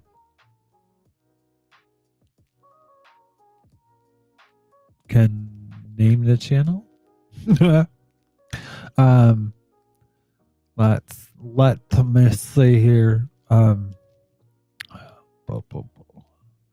just want to be able to sit in the chat.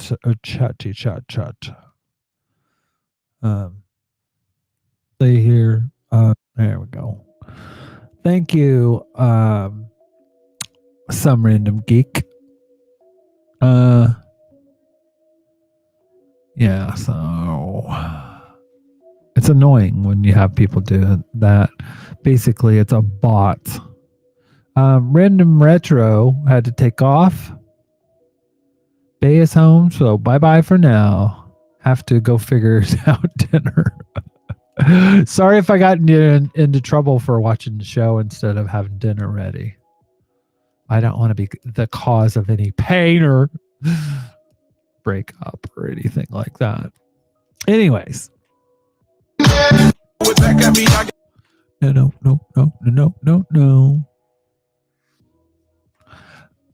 Thank you, Random Retro, for doing that.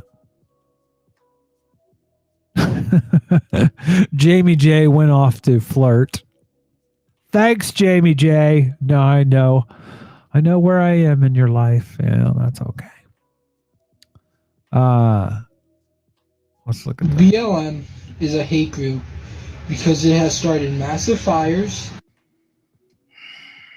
I know if I say anything, this video will be deleted or muted. But at least I'm showing my face, unlike the young man in that video.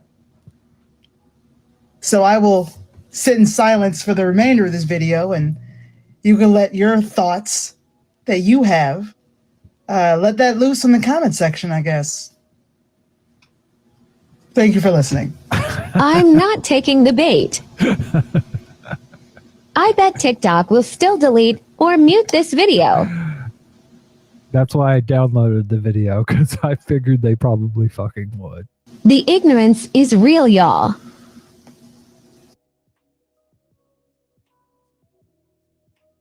I am an enabler. Is that what you're saying, Jamie J?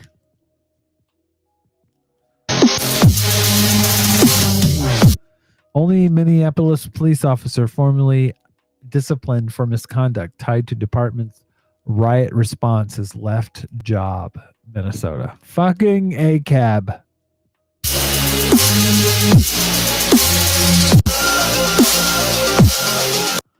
She's also the only Minneapolis police officer formally disciplined for misconduct tied to the department's riot response last year that prompted repeat allegations of unchecked police brutality.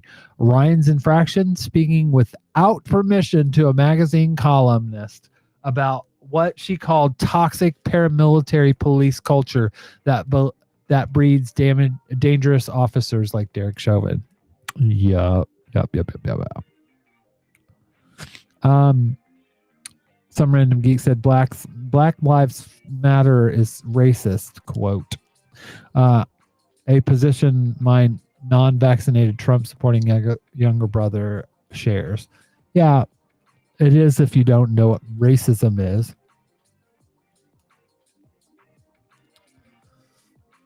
But so many, I mean, Antifa Cog, put this out, and I thought it was on TikTok. Which, if you like if you watch Kevin Logan, and another person,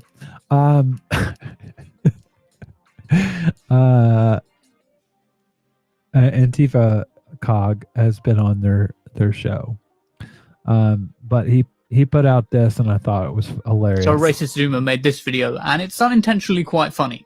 I wouldn't change that thing, so glad you're back again.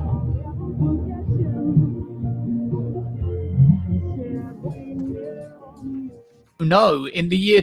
The first thing off about that video that's fucking hilarious is the guy in the video isn't even white.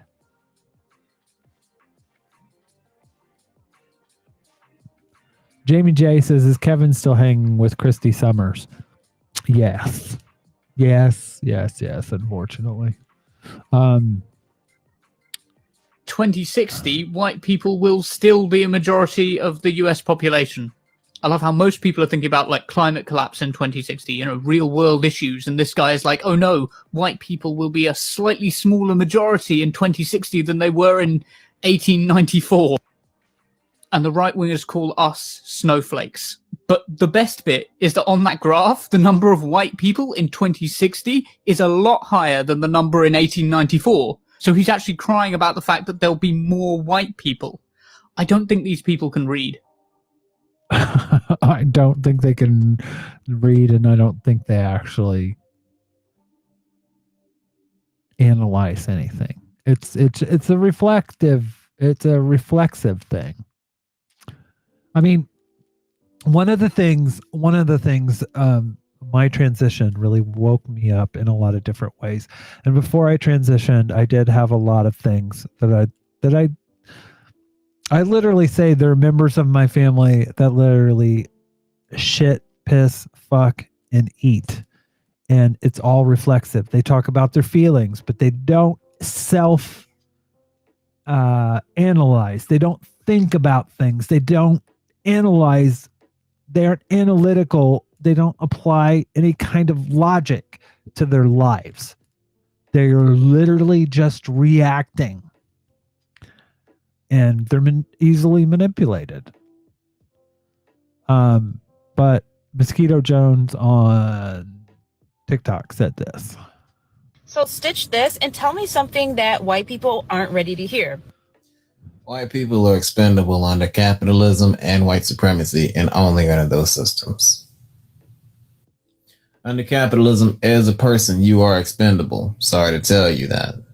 Under white supremacy, white people are expendable because the idea of whiteness supersedes the person.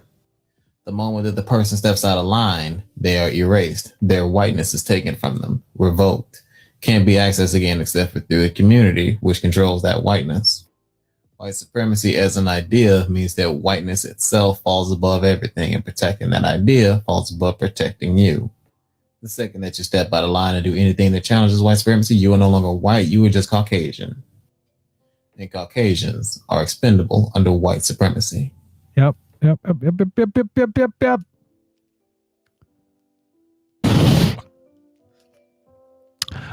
Jamie J said, and did Christy ever apologize to Cog for calling him white supremacist? I hope so. Cog did nothing to deserve that from Christy. And that's hilarious. Christy Winters actually calling someone a racist.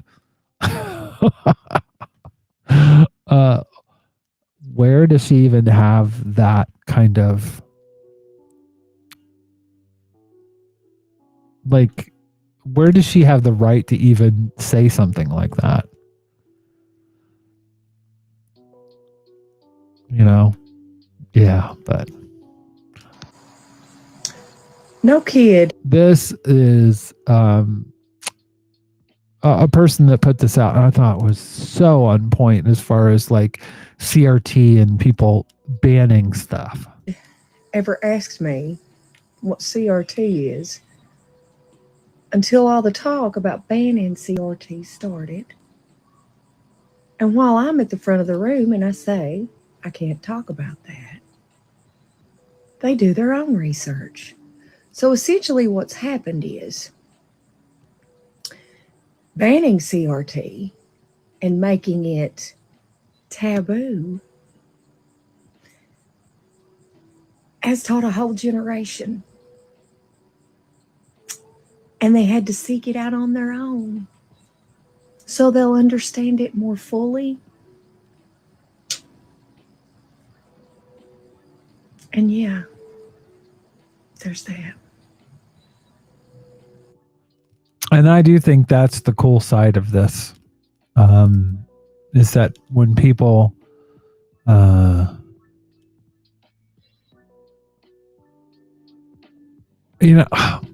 hold on. I want to address something that's being talked about in the chat. When it comes to Christy Summers,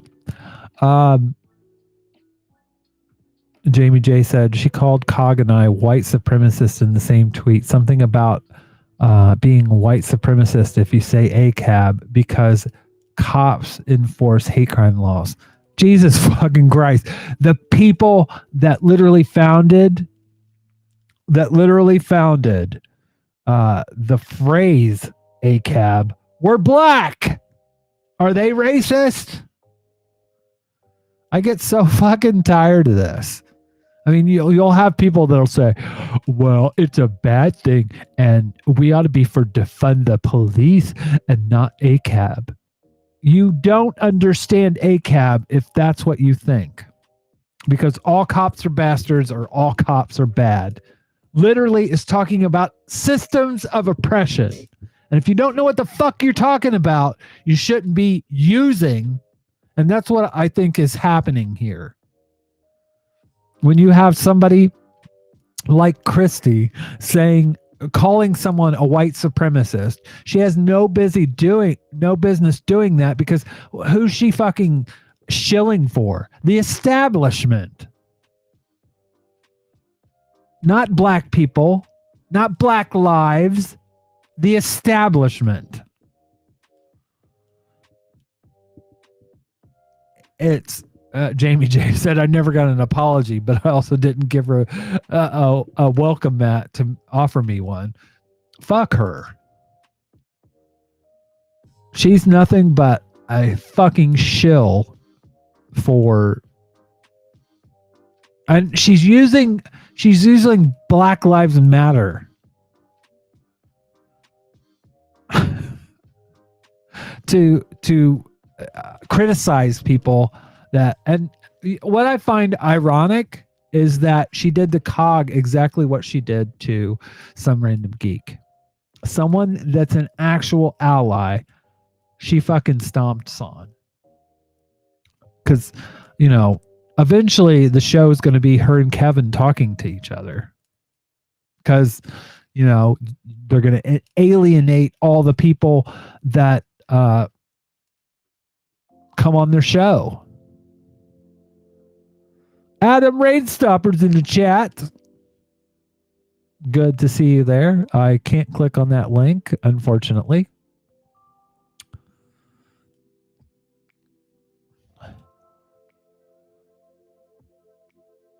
I could look at it. Let's see what that saying. Bum bum bum bum bum.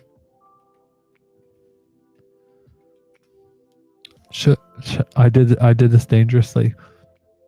Officer down, memorial page remembering all of the law enforcement heroes. I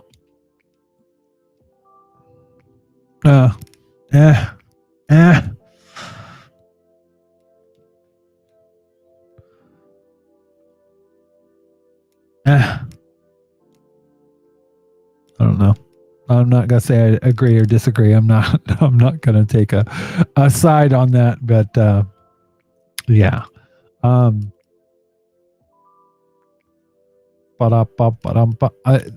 The system is what's wrong with policing.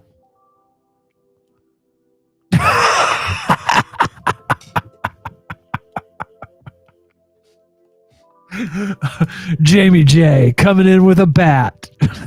They're a lot better when they get on that list. Oh, bad but true. I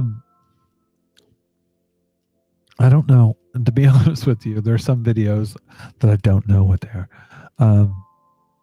Jordan Joan P said, I left Kevin's channel because of her, and I had a Kevin fan told me there was some policing in the LGBT community was okay. Yeah. Well, that's the thing. When it comes to, I used to watch Kevin's content. I liked it a lot, but he will protect Christy when she does something that's, to me, is, I mean, the COG stuff and the Some Random Geek stuff.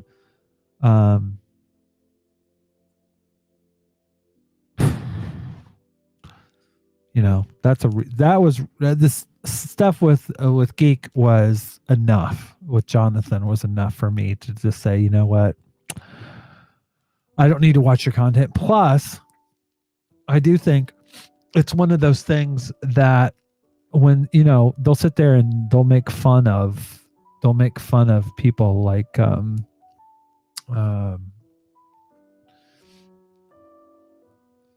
Sargon of Akkad. But Sargon, basically, they boost him.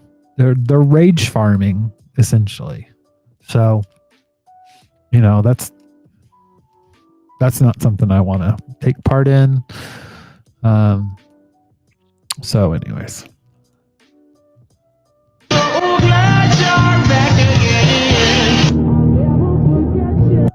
What's the big deal? Is being a minority in the United States hard or something? Y'all always be saying it's easy. I love Ren. She's awesome.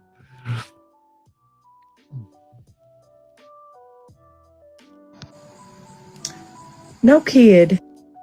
Hi, are you the confessional person? Because I've got some sins I need to get off of my chest.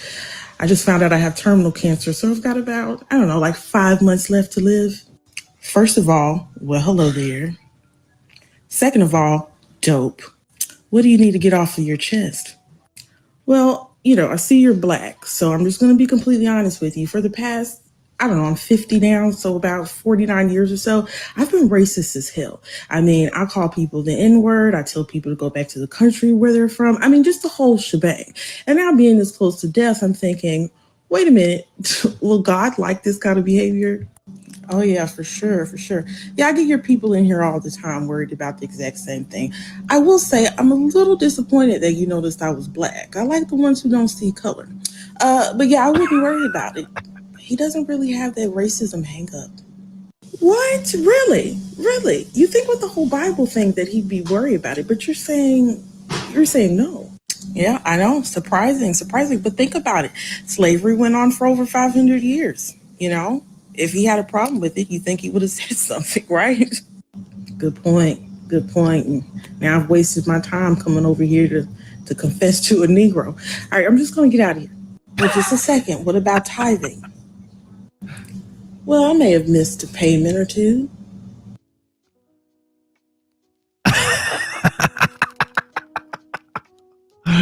Whoopsies. I love Black Crystal 77777.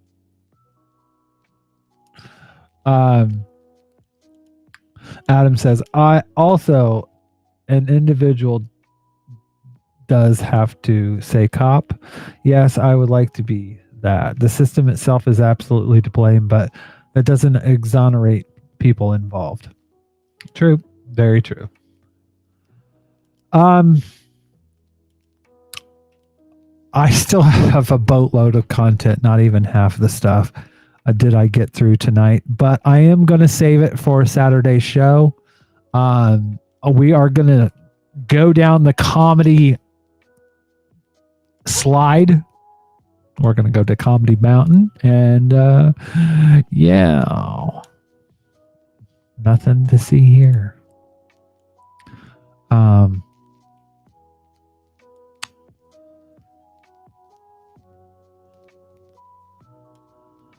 And like I said before, I'm going to start leaving rose quartz in men's foreskin. I'm trying to manifest a man. I'm tired of just feasting on them. It's also getting cold soon, so I need my man to have enough foreskin so that I can crawl in and just keep warm. Do you have a man? Do you have a man? Do you have a man? No, I don't have a man. I've tested the waters, and it turns out that most of them just give you indigestion, upset stomach, and gonorrhea. He gave me real JROTC vibes, and I'm really not looking to date a hall monitor right now. I'm not very picky, I just want a 6'4" guy with a girthy wallet and a heavy heart who doesn't have an aggressive masturbation addiction. Stop coming into relationships thinking that the other person's supposed to show you how to love yourself. You're supposed to already know that. Remember, people will only give you the love you give yourself. And usually we only accept the love we think we deserve. So, you are worthy of everything. So not only am I lazy and thought of this last minute, I'm also a bleeding heart. Happy Halloweeny. I love that. I also love, she did this one that I thought was funny. Why does daylight always need saving?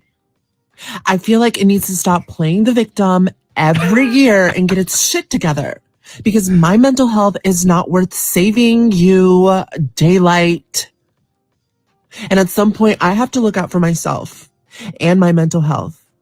And it kind of seems like daylight doesn't even want to save itself. So I will not be participating this year. Thank you.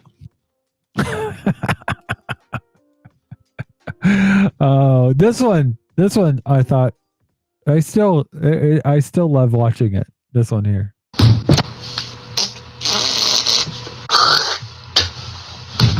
So I be trying to get myself a man, and I just want to know from you youngins, is this something I should be doing or should not be doing?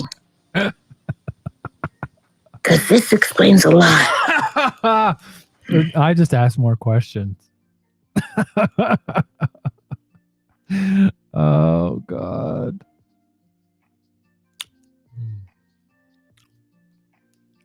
Oh, and here's I love Stephen Johnson. He's talking about breakfast cereal or The breakfast. top 5 best breakfast foods of all time.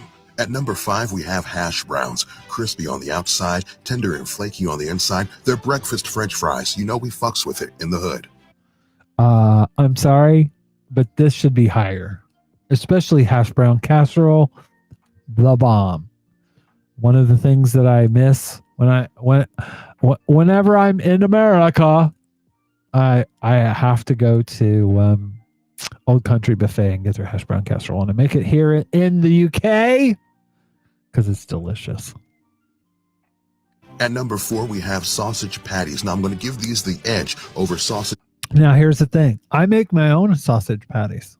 I do, because they don't taste like they do in America. Here they're very not good. Oh. Links because you have more surface area to get those meaty ass, crispy ass edges. At number 3, we have some sausage gravy and biscuits. Get that creamy sauce with some crumbled up sausage on a butter. I make my own sausage and my own biscuits, because over here they call them scones. But I love biscuits and gravy. It's one of my favorite things. The milk biscuit is going to make the country come out of you. Your name's going to be Hoss after you eat some of this. At number 2, we have bacon. Not much. Again, in the UK, bacon sucks. They use the Canadian bacon. Needs to be said here. It's bacon. It makes everything better. It's not turkey bacon. And at number 1, we have French toast. It's eggy. It's thick. This is baby making food. You eat this, you and your missus gonna go back to bed because it's time to I do like French toast, but I don't think it's the best. So, no.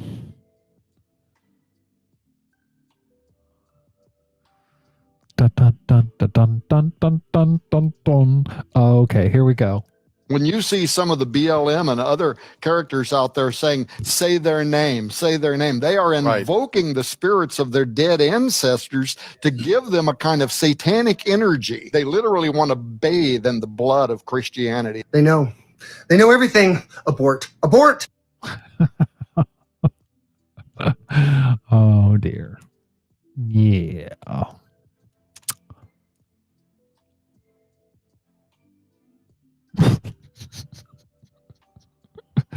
I think I already played this one. This is going to be the last one. I think I already played this one, but I still think it's funny as shit.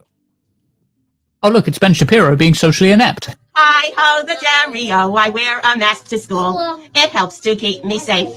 Hi ho, the Dario. It helps to keep me safe. Just notice a couple things about this video first. Kid, bottom left corner. Where's the mask?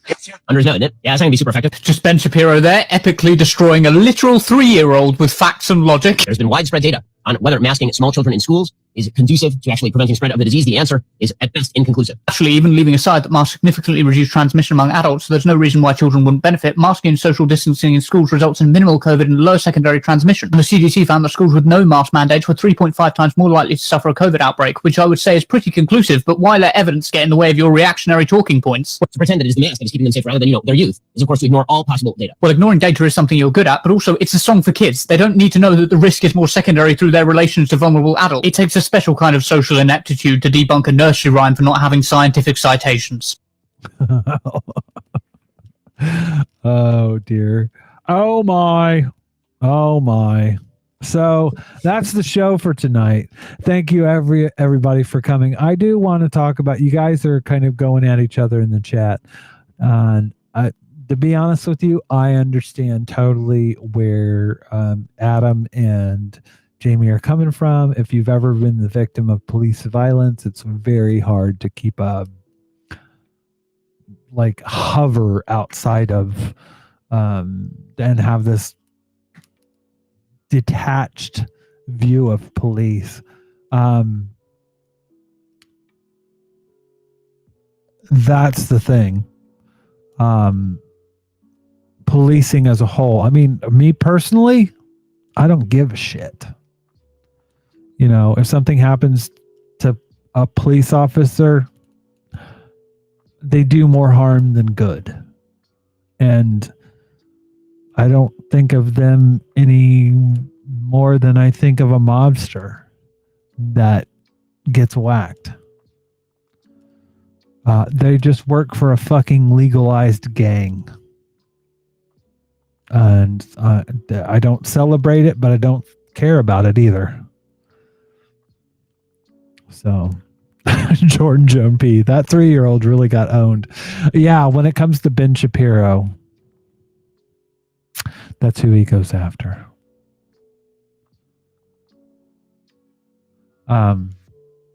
Anyways, y'all, thanks for coming tonight. Thanks for being here. I love y'all, and I hope that you have the good rest of the week, and I will see you on Saturday, hopefully without the hiccups. Take care, y'all.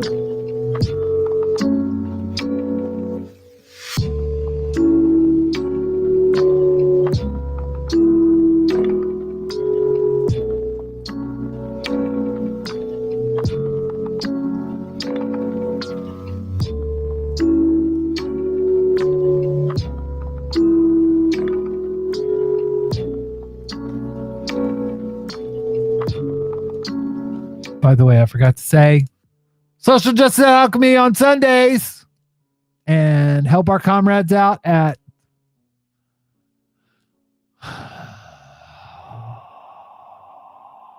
Charity Links page. Bye-bye.